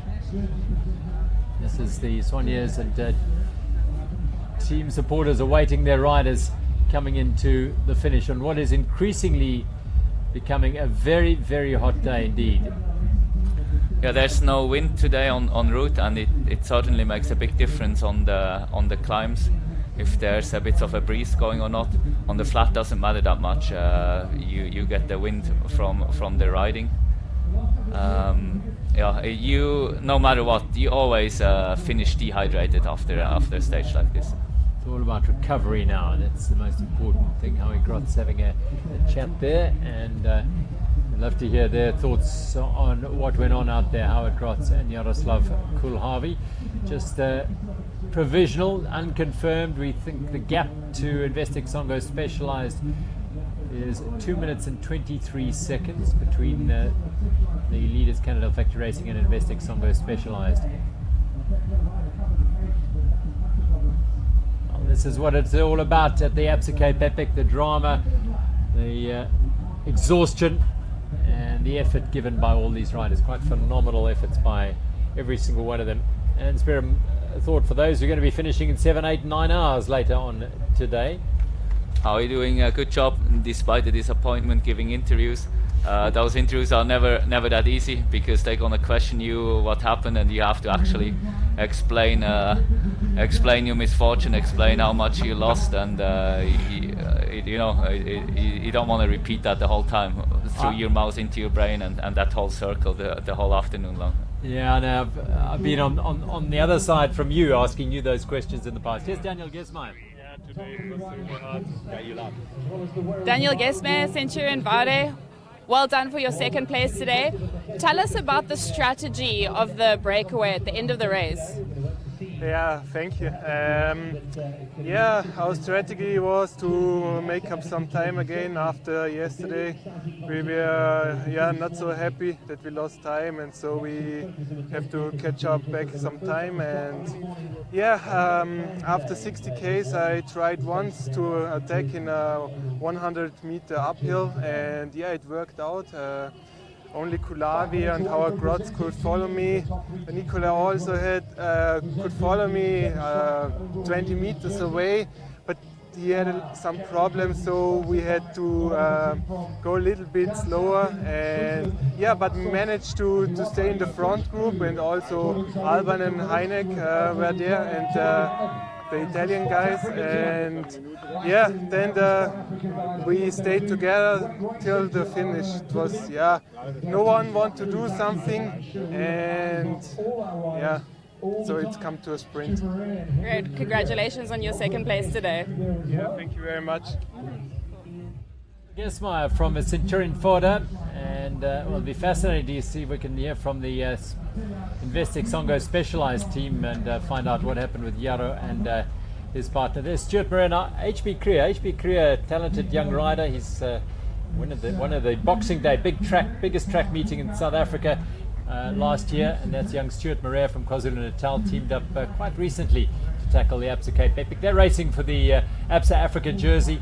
That is an intense race, because the pair behind him, there's Tim Hammond. He's also in that Africa jersey competition. Spot Africa, the tracking devices are keeping an eye. But Matt Beers and Nico Bell were leading the Absa Africa jersey category coming into today's stage. Let's see if that is still the case at the end of today. It was very, very tight. 8 seconds between those two teams coming into today's stage. So this is a very important stop for them under the Energade gazebo, taking on fluids. You cannot get enough. As Christoph Sauser just said, you will be dehydrated at the end of the day. It's very important to drink a lot before you actually start to have your meal, because when you eat and then you get I call it a thirst attack, and your stomach from the race is very small, and then you eat gets a bit bigger, and then when you get so thirsty afterwards and you have to drink into a full stomach, it's just not a nice feeling. Right inside the Woolworths recovery tent, what a great place to be, chilled under the gazebo. And those woolly packets will be consumed. I think they'll just leave the brown paper packet behind, some of these riders, only just though. For the pros, it's actually a punishment to go in there when you want to win the stage, or when you want to go for the overall, because that means you're not gonna get through the interview channels and all that stuff. But it's an awesome setup. I discovered racing it with Sipo, and it feels like in a 5-star hotel in the middle of nowhere. Yeah, the winner's lounge is where you want to be. So Jordan Saru and his partner Victor Koretsi enjoying their first Absa Cape Epic. There's Eric Kleinans. Yep, he'll be enjoying the food and the Woolies product. Riding in support, Eric, of his Canon Topic senior men Alban Lecart and Christian Heineck. He's having a look at his lucky packet here. Absolutely everything. I think we're with Stefan Sam here. I'm not sure. I think this might be Stefan's camera. He's showing us all what's happening inside there. Thanks, Eric. Enjoy it. It's good for hair growth. Yeah. Jeremiah Bishop, his partner, he talks a lot. Jeremiah, friendly young man. Yeah, they have a good team camaraderie in the Canyon team. It's a great team. They just prepared so well for the Absa Cape Epic, and I'm sure towards the end of the race they keep consistent. Well, this is great images coming to you from the Woolworths recovery zone. As Christoph said, the leaders, the stage winners, first and second and third, they head off to the Absa area to prepare for the presentation, to get cleaned up. Often get images of you guys in the past being sprayed down and just preparing for the presentation, which is obviously you want to be looking as spick and span and clean as possible. As images go around the world, as these are two from the finish of stage 2 of the Absa Cape Epic. Second day in Robertson, and we've got one more night here and then head out to Worcester for the third time to the town of Worcester, just down the road. And rolling across the line, another of our teams. So everyone waiting for their particular teams here. It's a very, very long day for a large portion of this field. After first day of 110 k's, today's 106. Tomorrow is another very, very long day of 122 kilometers. The following day is another 100 kilometer day to Wellington of 111 kilometers. Then the slight respite. I mean, Christoph, you're seeing this all unfold now. The time trial coming on stage 5. It's quite late for a time trial in the Absa Cape Epic. How do you think that might influence the racing at all? That very hurts. Every time I did it with Burry, that time trial, well, I only did it with Burry Stander. He was so much on fire and he could not wait for that time trial. For me, I always had to ride myself into a stage a little bit, especially after a few days. Luckily, I always did well, and I could keep up with him. It could decide at the end of the Absa Cape Epic that time trial, or be the tongue on the scale at least. And you really have to be into it with your head, because after 4 days of racing or 4.5 days of racing, you have to be fresh in your head, and you wanna go for it, and you wanna face also the pain. It's a 39k time trial around Wellington, very tough. Has your team recce'd it? Have you been out there and had a look at it? No, we haven't been there. And I mean, they will pre-ride it a bit at the beginning, at the end, but Yarrow will know the route, and you also have that stage profile, and that will be fine. There's Manuel Fumik and Enrique Avancini. They're delighted with their performance today. Another stage win and another day in the yellows. They head to the podium. Christian Heineck and Alban Lecata will be very pleased with their performance today. If anything, they've been the real gainers today, Christian. It's good for their head to be on that podium, and they know it's still many days to go. They're still having a very good chance to podium or to win. Again, Stefan Sam has found a new career as our cameraman. He's walked them right onto the podium. He's so used to going to the podium, he might walk up there. There we go. Centurion Fowler, Cannondale Factory Racing, and Canyon Topic. They'll all be feeling good here, because you feel none of them are the losers. They realize obviously things happen in mountain biking. Basic Songo Specialized lost time. They'll be feeling, well, we've gained a bit of time here. We're right in this race.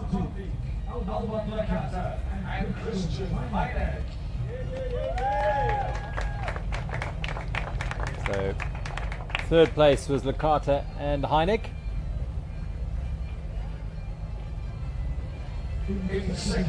There's always a talk cross country or marathon on the podium, so we here, for Orbach, he's half. Yeah, he's a bit of both, isn't he? Yes, Geisy full marathon, the two Cannondale is cross country, and then two full marathon guys, so it's completely half really.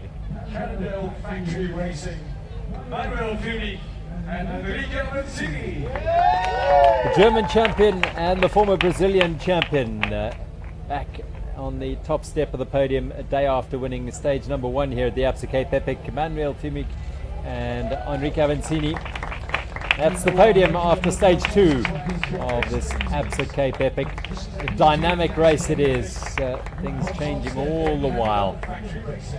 See the world champions bands around the legs and arm of Alba Lakata. He is of course the marathon champion. He's 3-time marathon champion. He's the current marathon champion.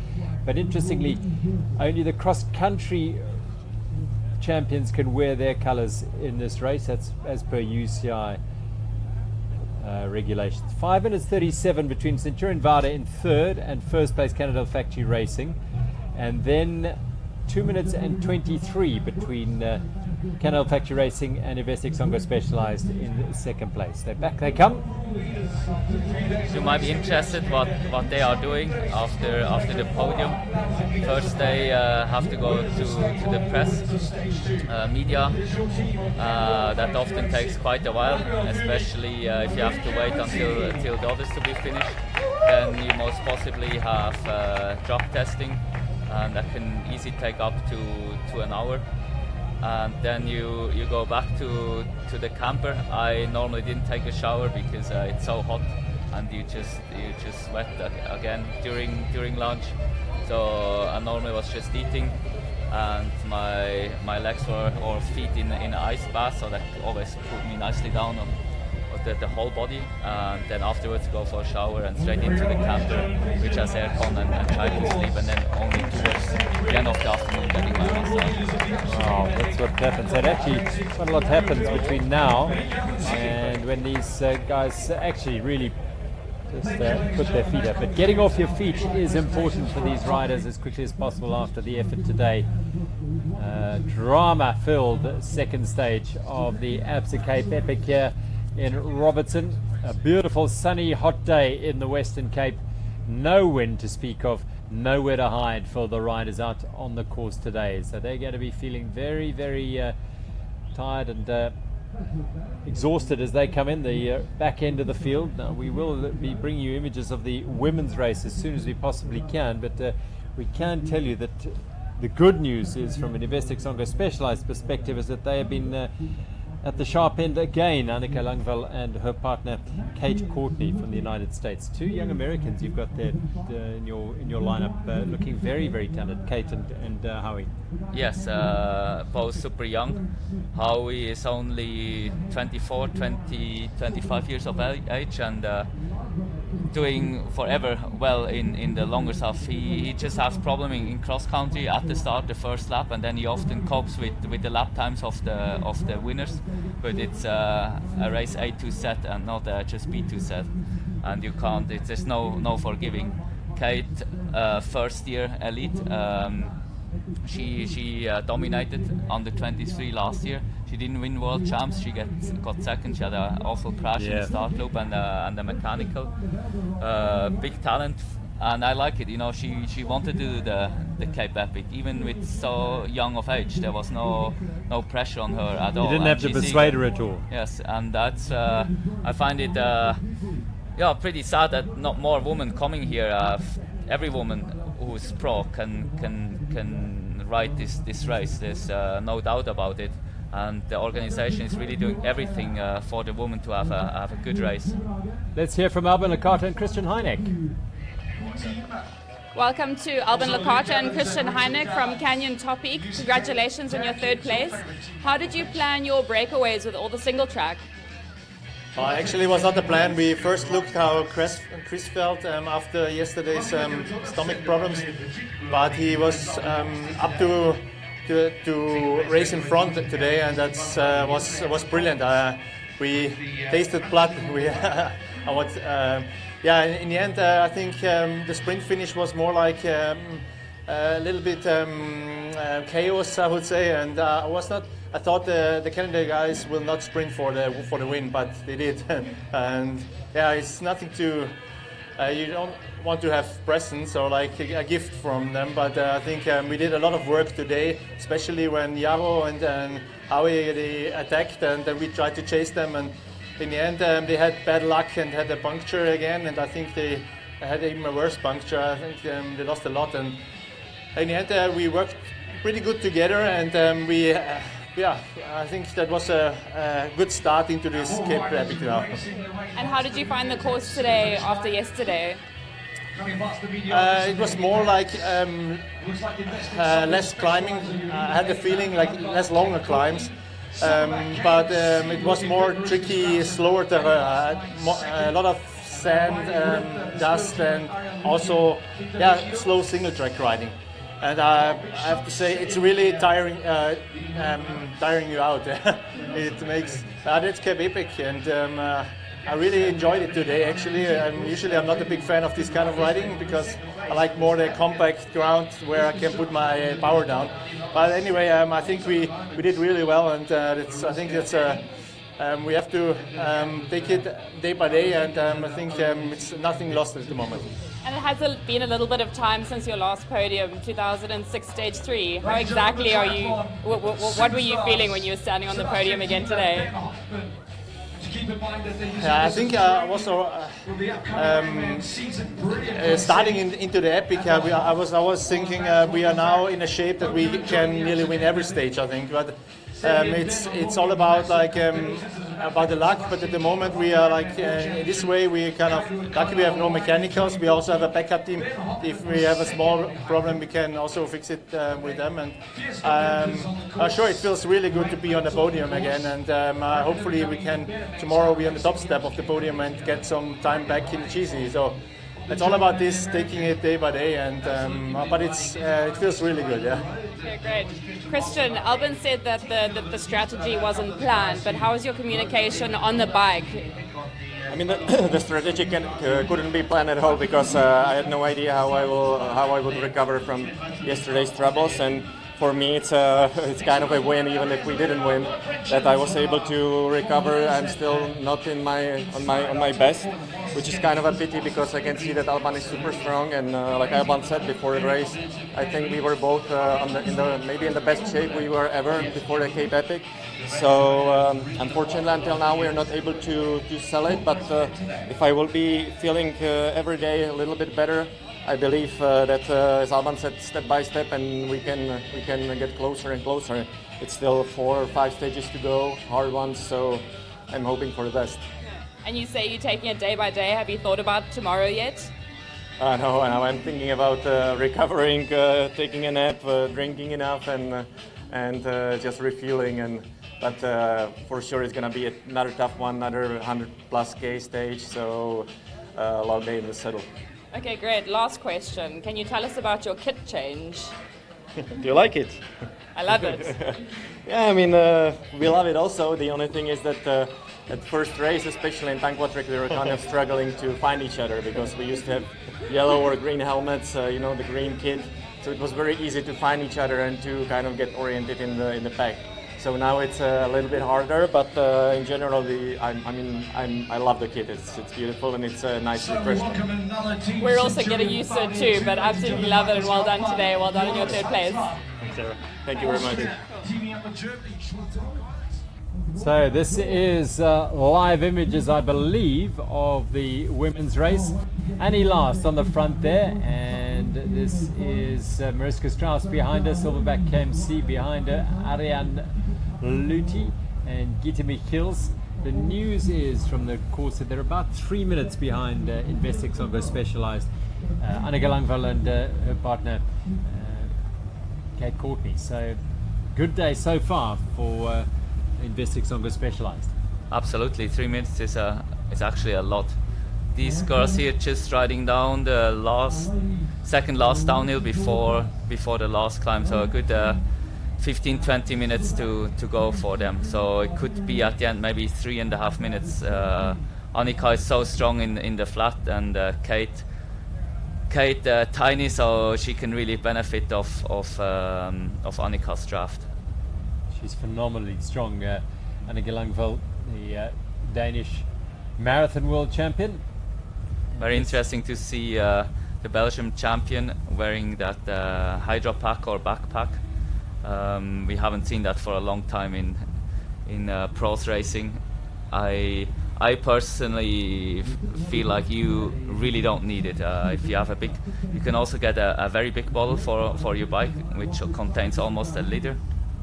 Just looking at Annie's got 2 bottles, Ariane's got 2 bottles, and Gita has got one bottle and one bottle. It seems like her bottle is really etching out there.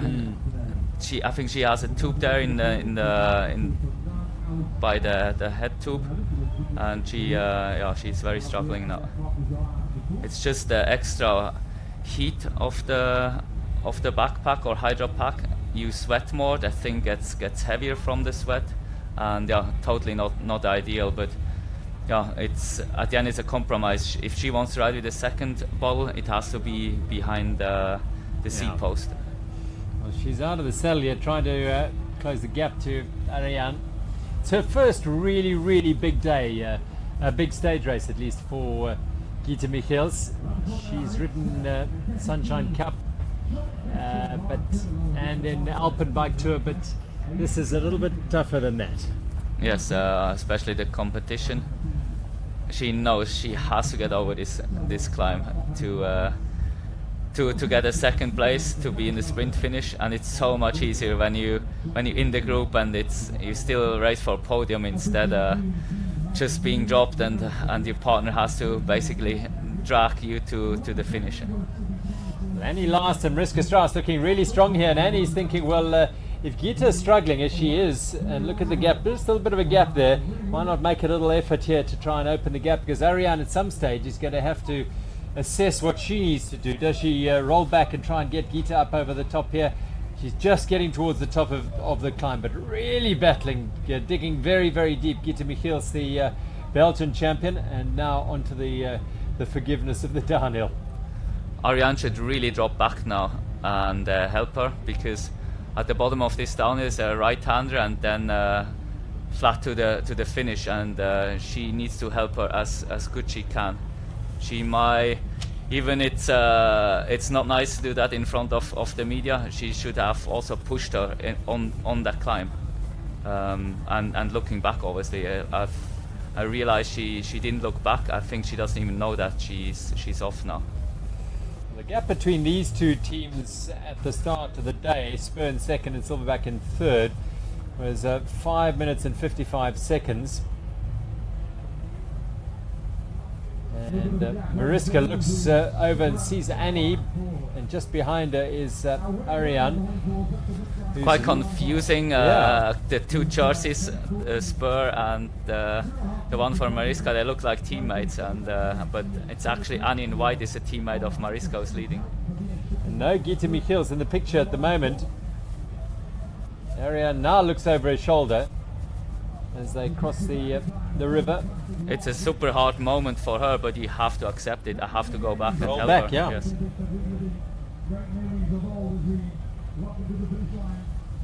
Well, it's fascinating. This is the duel for second and third place in the women's race. The Investec Songo Specialized pair, Anneke Langveld and Kate Courtney, by last reports nearly 3.5 minutes ahead of this group. British champion Annie last. What a year she had last year after finishing second at the Absa Cape Epic. She went on to win her first World Cup in Lenzheide and then finished second at the World Championships. And that has done her confidence a power of good. Look at the gap. There is Gita now digging so deep.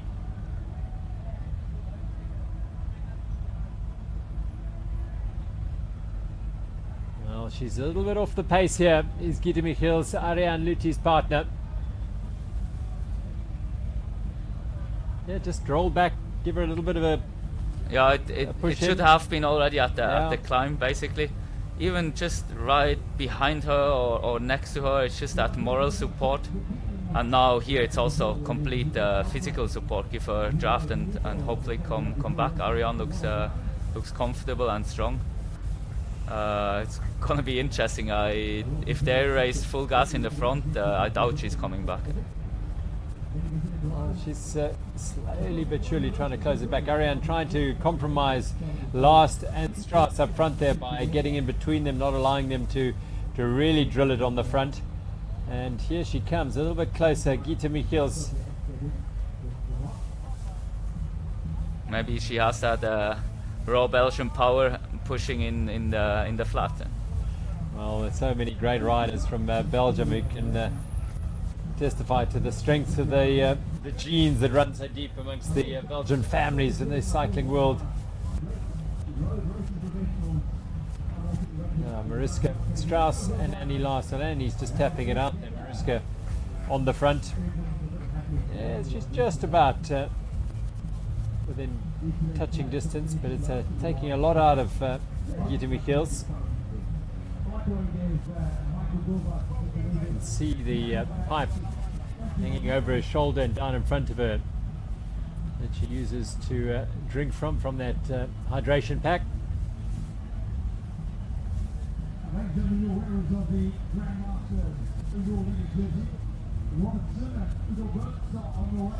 Every pedal stroke she thinks she's getting closer, but up front Strauss and Last are trying to do all they can to eke any seconds they can out of this situation. She must be counting seconds. That's what I would do. Do I catch up? Do I not catch up?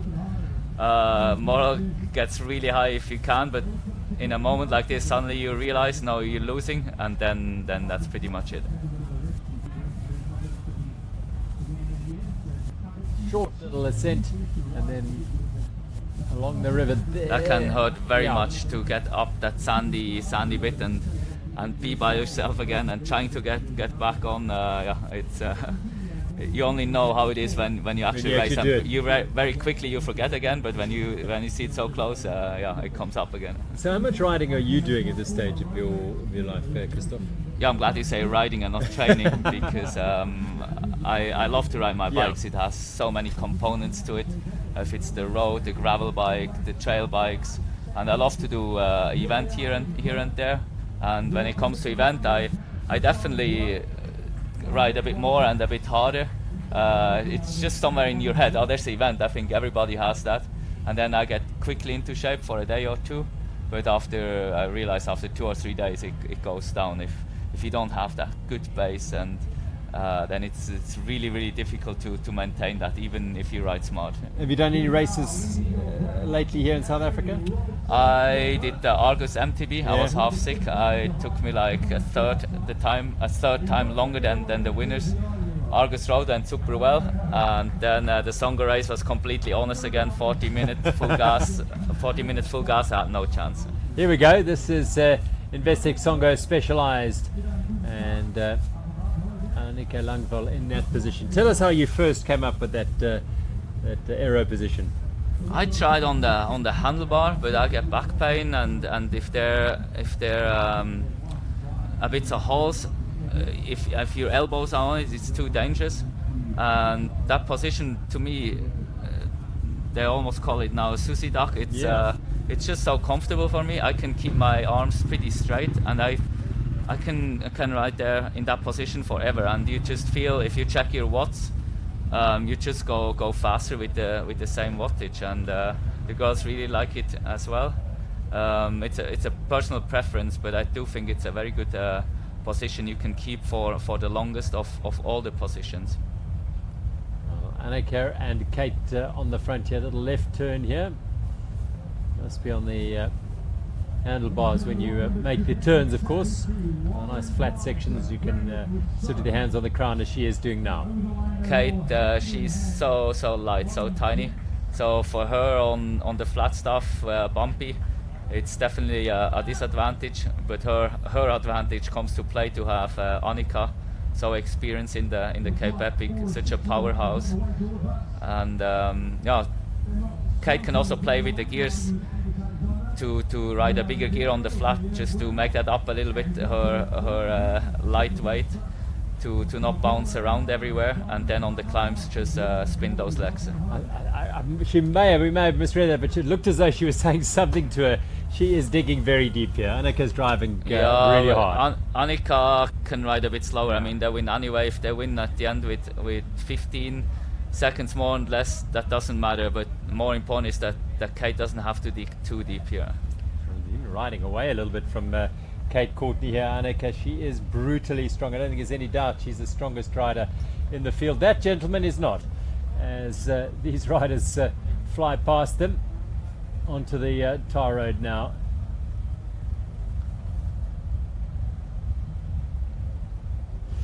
You talked about riding with power.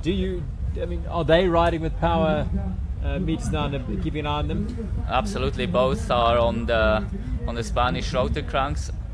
They're very reliable. and they have also left and right power, which can be very interesting. Kate is riding also the rotor oval rings, and just to have a bit more power in the 6 o'clock position, and it goes easier over the 12.6, so the dead spot eliminates quite well. Annika, she says she wants to change to oval as well after the Cape Epic. Heaven knows more power for her. Yes, hopefully. She's been on oval, but then when Sham introduced the 1x11, she didn't have a oval chainring anymore that fits the non-derailer system, so she went back to round. It took her a while to adapt, and yeah, she's all open again. Absolutely phenomenal rider is Annika. Maybe for your information, aero helmet counts the most. It's so exposed. Then believe it or not, number plate, very, very important, how you put the number plate on the bike. Your gloves actually are also important. They're also very exposed. Aero gloves can, not on a day-to-day, but like on a lead wheel, it's 160 k's, super fast in America, makes a good 20 seconds, and that's only measured where you actually pedal, not in the descent, where you're more on the brakes, or in the uphills where aero doesn't really matter in mountain biking. Just the man behind Kate Courtney is, of course, Thomas Dietsch. We have here Thomas Frischknecht, yes, and his partner getting overtaken. Even they started 5 minutes before. World champion legend Thomas Frischknecht and Urs Gierig riding in the Grandmasters, I think. They must be in the Masters. They're not quite Grandmasters. They're not quite yet. there. Yeah.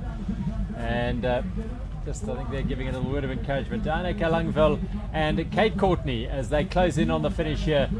They'll swing right here, that right-hander that some take much wider than others, as Annika's doing now. And we saw Fimic and Aventini snake through right next to the barriers there in the shade of the trees, which might have gained them a half a meter, and in a sprint finish that could be very, very valuable indeed. So here come the stage winners, no question about that.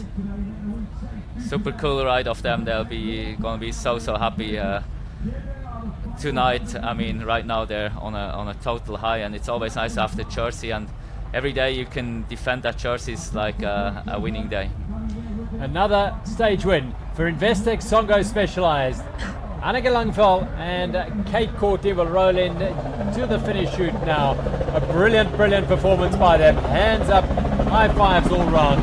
And so they deserve it. What a great ride to really consolidate their position and their hold on the race leaders' orange jerseys. Well ridden after the troubles, trials and tribulations of their men, Jaroslav Kulhavi and Howard Gotts. The women have finished in grand style. Brilliant job. So now what's the clock say? They had a lead of 2 minutes and 4 seconds over Team Spurs, Ariane Luthi and Gita Michiels going into the day. Kate is not holding back on her recovery shake. Yeah, sometimes you come in so thirsty and you just want to down the things. But very quickly you feel the volume in your stomach, because as I mentioned after the race, it's maybe the size of a peanut.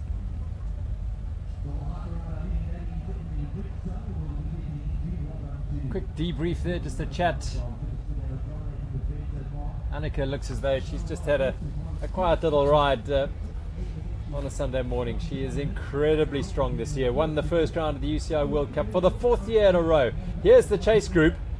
It's all together then. So Gita Michiels managing to pull herself, drag herself back into contact with her teammate Ariane Luthi and Annie Last and Mariska Strauss of Silverback KMC.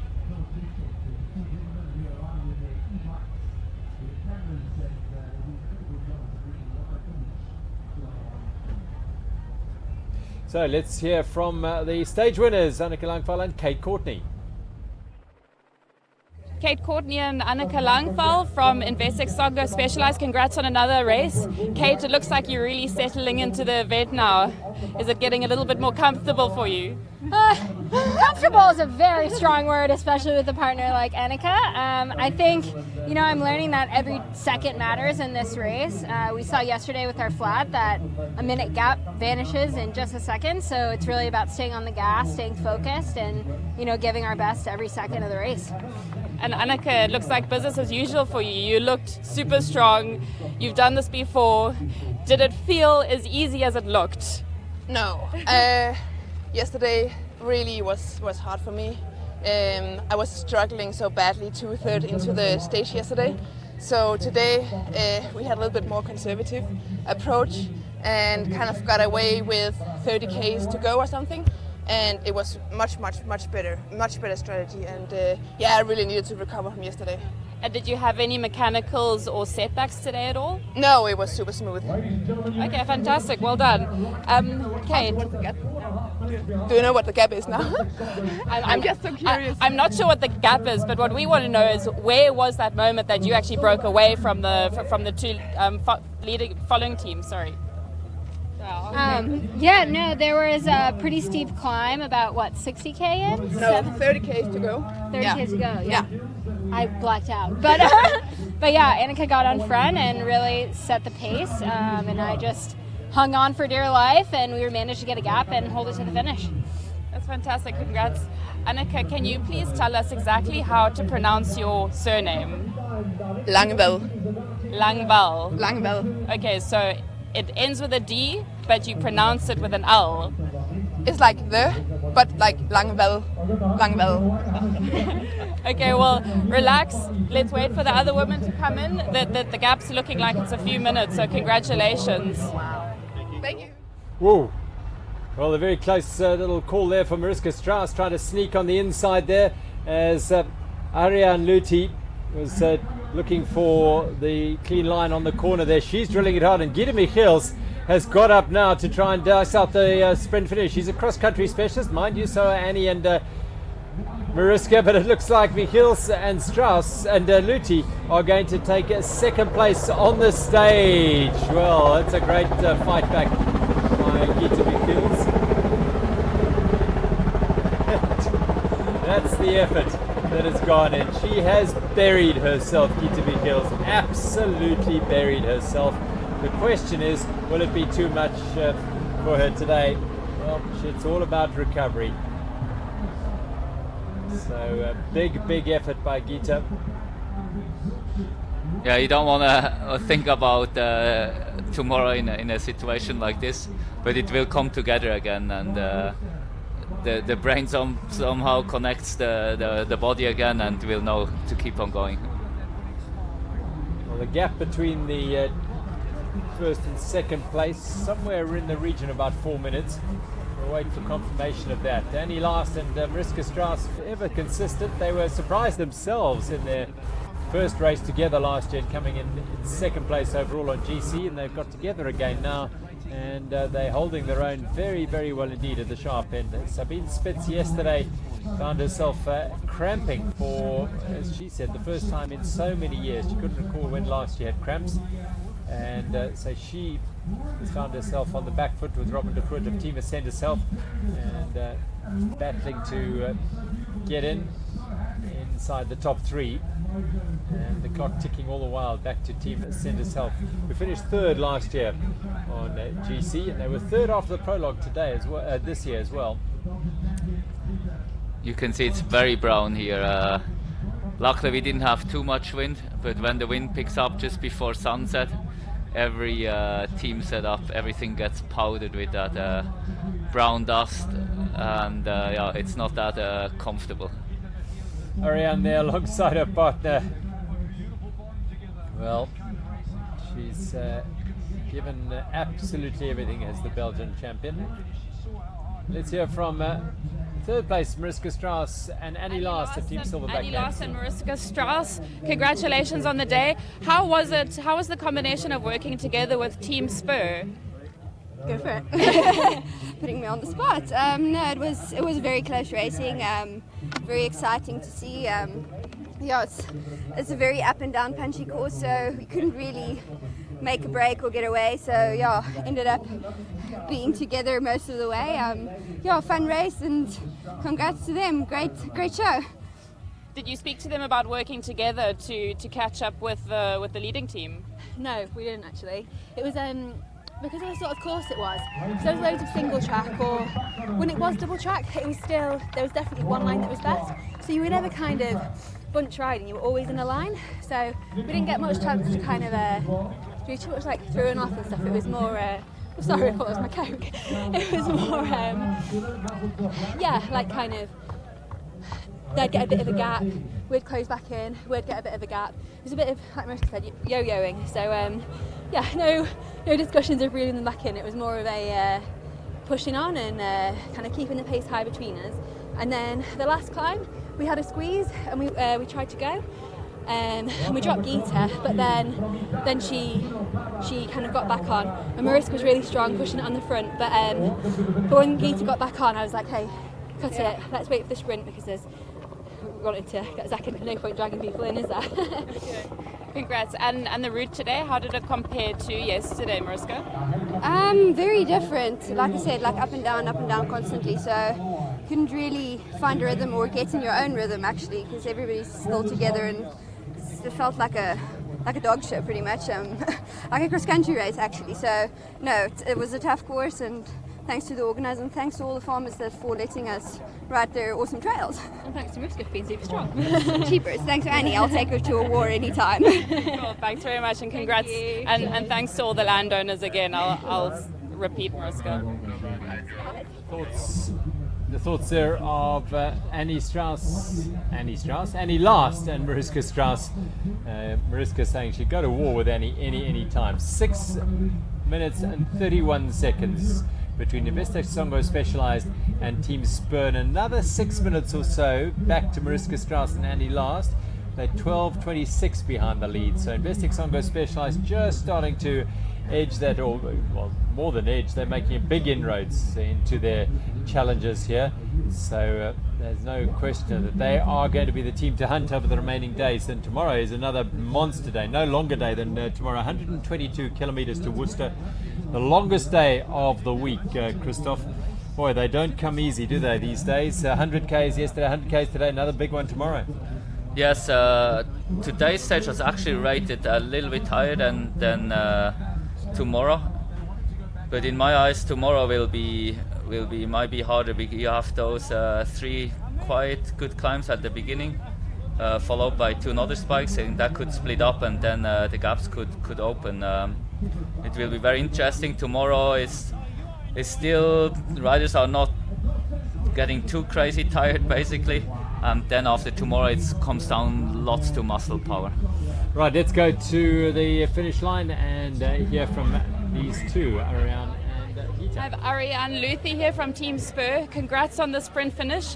When you saw Gita dropping off at the back there, what was your decision to not drop back immediately? Yeah, I just believed in her. I knew she's super strong. And yeah, I mean, I was also completely on my limit, and I needed to save my own energy there. I knew I couldn't have gotten her back. And I mean, I felt that the pace was slightly dropping and a few Ks were still to go. So I was just, really like betting on her strength. And I was right, she's really an animal. I mean, she had to chase back quite a lot while I was resting and the girls were rolling through, and she put in such a sprint. I'm hugely impressed with her. I mean, that was just absolutely mind-blowing how she came around and those last corners. That was absolutely crazy. Yeah, it was mind-blowing to us, and we're looking forward to chatting to her. The route today, what was your plan going into today's stage? Well, not really a plan. I don't know, like, epic, you kind of have to take it as it comes. I mean, I didn't know the stage. I didn't know how much district roads there was waiting, and I just kind of grabbed a few opportunities when it got a bit rough, just to put some pressure on, and you always hope, maybe someone makes a mistake. Unfortunately, they didn't. So when they put in an attack, it was really a proper attack, and I was suffering a lot, and actually Gita was going almost with them. But yeah, we just had to settle into our own pace, and really well done to Kate and Annika. They just showed really what world-class riders they are today. And you didn't experience any mechanicals or setbacks today at all? No, really. Today everything was smooth. I mean, yeah, there's a few rattlings, and the chain is squeaking towards the end with the dust, but that's kind of what is normal in this race. So. Okay, thanks so much. One last question, Geetha, if you can chat to us. Congratulations on that sprint coming back. We thought you were completely off the pace. Was that really what it's like to be in the pain cave? Yeah, I think I showed it. I was really suffering. I felt really good today, but yeah, just the long distance, like the last 30 kilometers, I always feel like I'm running empty. So I had to. The last 30 is always suffering for me, and I tried, just to keep up with her and don't let her down. But and with the heat, it gets warmer and warmer. I didn't have to prep like everybody else. I just know, like a week ago, I came to here, and it's my first time, so I don't have much experience. So, I just tried to do my best, and I didn't want to let her down, and I just gave everything I had, and I thought, just go full. You finish faster, and I kept going. But I think, I don't understand how I got there. I tried to, when I came there, I tried to recuperate a little. I just gave everything I got, and you saw. I didn't know I went over the finish or before. I just fell. Yeah. Cool. Thank you very much. That was a great show. Good luck for tomorrow. Thank you. Oh, lovely. Gita Michiels from Belgium. 10 days ago, she was in the frozen Northern Hemisphere in Europe. The name was on the list in the Absa Cape Epic offices as a rider looking for a partner should one need be required, and lo and behold, she found herself riding alongside a 3-time women's winner, 2-time mixed winner, Ariane Luthi, and she's in second place in the race, but she's emptying herself every day. The last 30k, she's used to shorter races, and she said in that interview, the last 30k's are just bleeding her dry. Yeah, but she's racing since a long time, and you've seen cross-country riders often just make it very well over the distance. I think it's more the heat that really gets onto her. As she said, she just came here without heat adaptation, and it's a very, very hot day today again. Sabine Spitz, not a great day for the Team Ascenders Health rider, Sabine and Robin. It's been a tough last couple of days. They finishing down the finish again. Now let's have a look at this. Is how the men's race unfolded. Just take us through what's going on here, Christoph. Yeah, left-hander, and then you have to break down because of those of the gravel, and then this here it's firepower again. And completely full on pedaling. Nobody stops pedaling here. It's not a usual 90-degree bend as we normally have at the Cape Epic. Interesting. Perhaps the decisive moment came a little bit earlier before we got to the pictures there, when they came round that little wide right-hander into the farm, and we saw the Cannondale Factory Racing boys go a little bit wider there and perhaps gain a second or two. And in a sprint like that, that is absolutely invaluable, and they made it count to get to the front end and take the win. If you're going around corners and it goes for the win, you always have to take the decision. Yeah. Shall you go fighting line more to the inside? But you're gonna lose speed, especially coming out. If you feel very good and you punch, you better go inside. Make sure nobody can pass you there, and then you punch again. If you go wide, most possibly the competitor behind you kicks in from the inside and pushes you to the outside. So it's always a bit of a gamble. If you're strong, completely go fighting line. Let's go back to quickly chat about Yarrow and Howard now. Do you have a debrief about what actually happened out there? Do they take you through exactly what happens, or do you just put it aside and move on to the day? What you can't change, just forget about it. You can't. you have to think about tomorrow. How can we turn this race into our favor? How can we get into the jersey? But you also don't want to overthink it. It's hard to make a plan, a complete race strategy. You can say, okay, the first half we take it easy, and then we wanna go. But like exactly here we're gonna attack, and then it doesn't work, and then what do? And you're disappointed it didn't work out. Often you have to play it by the situation, and that's what I've always done with all my partners, and it worked very well. Assess it as it's unfolding around you. You never know what's going to happen to your competitors out there. Exactly what happened today with Investec Songo Specialized. Any plans the other teams might have had may have changed because of what happened with Investec Songo Specialized, and they drove. Some maybe went a little bit too hard to try and get away and open that gap. But it's very, very interesting. Beautiful. This is the race village. Those hundreds of tents. That's the riders' accommodation. Then there's the camper vans alongside those for those who want a little bit more comfort, like Christoph. No, I'm sleeping in a tent. This year? This year, yeah, absolutely. As a racer though, you were in one of those. No, for sure. I had my aircon. That's super important. I love the camper setup. It's very comfortable. The team is around, and I think it's very important for the team that the rider doesn't disappear into B&Bs, and then the staff is here in the heat and work for the riders, and then they come when they have to come.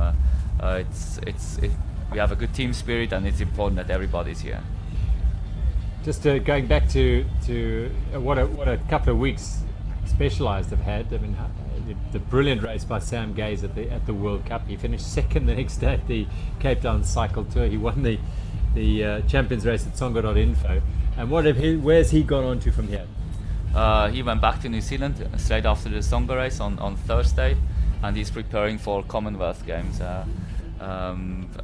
Whoever knows what Commonwealth Games is for their own country, it's huge. It's like after the Olympics, second for the bike industry. It's not that big, but for the country, it's enormous. The rumour is he's going on the road there as well. No, he won't go because New Zealand has some quite good riders, but it would totally make sense if he would do the road race as well. Simon Andreasen? He had this monster crash like a few weeks before the World Cup. It definitely was a setback. At the end, he was just happy that he could race. But if you know Simon, he has high aspirations. He wasn't totally happy in the race, but after the race, we had to say, look, it's actually a phenomenal result with the build-up to this race. It was the first time ever he had such a good winter. He was almost 2.5 months in Stellenbosch, so now you say the winter off season, and he felt very good. But for the rest of the season, that crash won't be a setback. It was much more what he did before with all this good training. So what are the chances of both those riders coming and riding the Absa Cape Epic in the future? No, the plan is they will race together next year as a backup for Howie and Yaro. I'm sure I can say that already. It's going to be a phenomenal setup. They're very big characters, and it's going to be very cool to see them racing all together. That'll scare a few people. Sam Gaze and Simon Andreasen together, a couple of World Championship Junior titles and a couple of under 23 World titles to their names there. And the win by Sam Gaze in Stellenbosch at the Epic World Cup has really ignited the interest in the cross-country World Cup scene, hasn't it? I mean, it's really set up the year nicely. Yes, but for him, the most important that he is consistent. He always showed his brilliance 2-3 times a year, and then he couldn't. We actually call him nuclear. That's if the power goes down into the pedals, he's basically unbeatable. But he can also blow the reactor, and then he doesn't move a meter. I think you've had that experience with him riding Wines to Wales. And Tankwa track as well. Yes. Yeah, but he's so young. He has so many emotions, and he will grow that out, and he will become a much more consistent rider. I'd be super happy if he's gonna ride around 5th place over the whole year, then winning 2 more races, and for the rest of the season he's in the middle of nowhere. So these guys, youngsters, Sam Gaze, Simon Andreasen, Kate Courtney, Howie Grotz, they've got a great team around them like yours. you roll back 20 years in your career, and if you had what they're getting now, I mean, you had good support then, but this is another level, isn't it? No, I can't complain with my support. I was always super fortunate with my team setups, and I don't think I got any different support. These kids are getting this. It's more and less the same. Right, here we go. This is the women's podium presentation, the flower presentation for this stage 2 at the Absa Cape Epic, and let's join that presentation.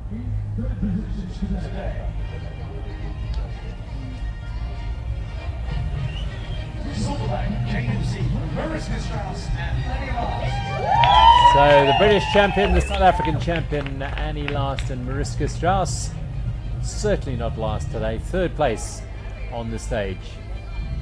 They're a bubbly couple, and nice to have them back on the podium.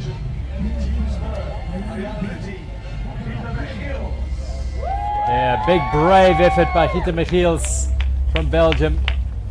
She was left to fight on her own after she got dropped a little on the closing stages, but Gita dug so deep to get herself back in and take the sprint for 2nd place.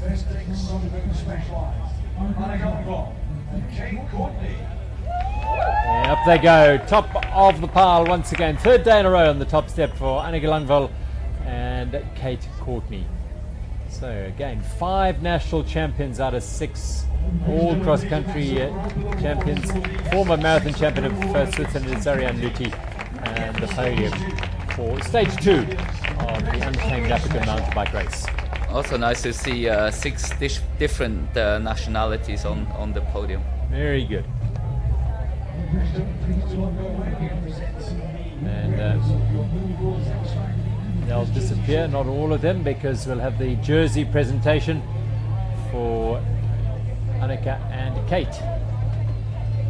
It always feels so nice to get the jersey, but my head was always already in the next day, and you just borrow it basically. Ladies and gentlemen, we turn our attention back to the stage. So they'll step up now. Here they come to don those ceremonial jerseys as race leaders.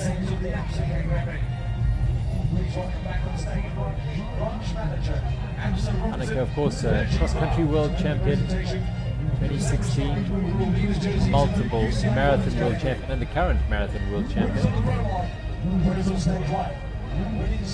Kate, 2nd in the World Cup under 23 world champs last year. She won the World Cup series overall under 23. There they go. At the moment they're looking almost impregnable. 6 minutes and 30 seconds their lead over Ariane Luthi and Gita Michiels. You often count those leads, how many punctures are there, what kind of punctures. That's like two flat tires, and if they can fix it normally, that's still the lead. So 3 minutes a tire. Exactly. Yeah. Anneke, the mechanic here? Annika, she's the bomber, so she's the CO2, and Kate, she's the plugger. Okay. There we go. Brilliant job. Well done to Investec Songo Specialized Anneke Langveld. And for those of you who are messaging us here at the Absa Cape Epic, I know the name is spelled Langvat, but her name is pronounced, as she said in an interview there, Langveld in Denmark. Great days for racing here. Yes, incidents for the Investec Songo Specialized, but it's still early in the race. That keeps the race alive too, and we wanna see it compact for a very, very long time, and hopefully the best team will win at the end. You're gonna ride tomorrow on the trippers again? I will start with the trippers and then hopefully be in time for commentating. We look forward to having you here. A legend. He is, of course, the 5-time winner of the Absa Cape Epic. He's won the marathon, the cross-country worlds, the World Cup. He has an Olympic bronze medal to his name. Thank you, Christoph. Yes. Silver? No, bronze. Bronze, yes, it is a bronze medal. Christoph Sauser, thanks for joining us. Thank you. Thank you very much, Christoph Sauser. And thank you for joining us. Remember, we'll be with you live again tomorrow for Stage 3 as we head from Robertson up the valley to Worcester. 122 Ks tomorrow. It's the biggest stage of the race. You don't want to miss it. From us all, until then, cheers.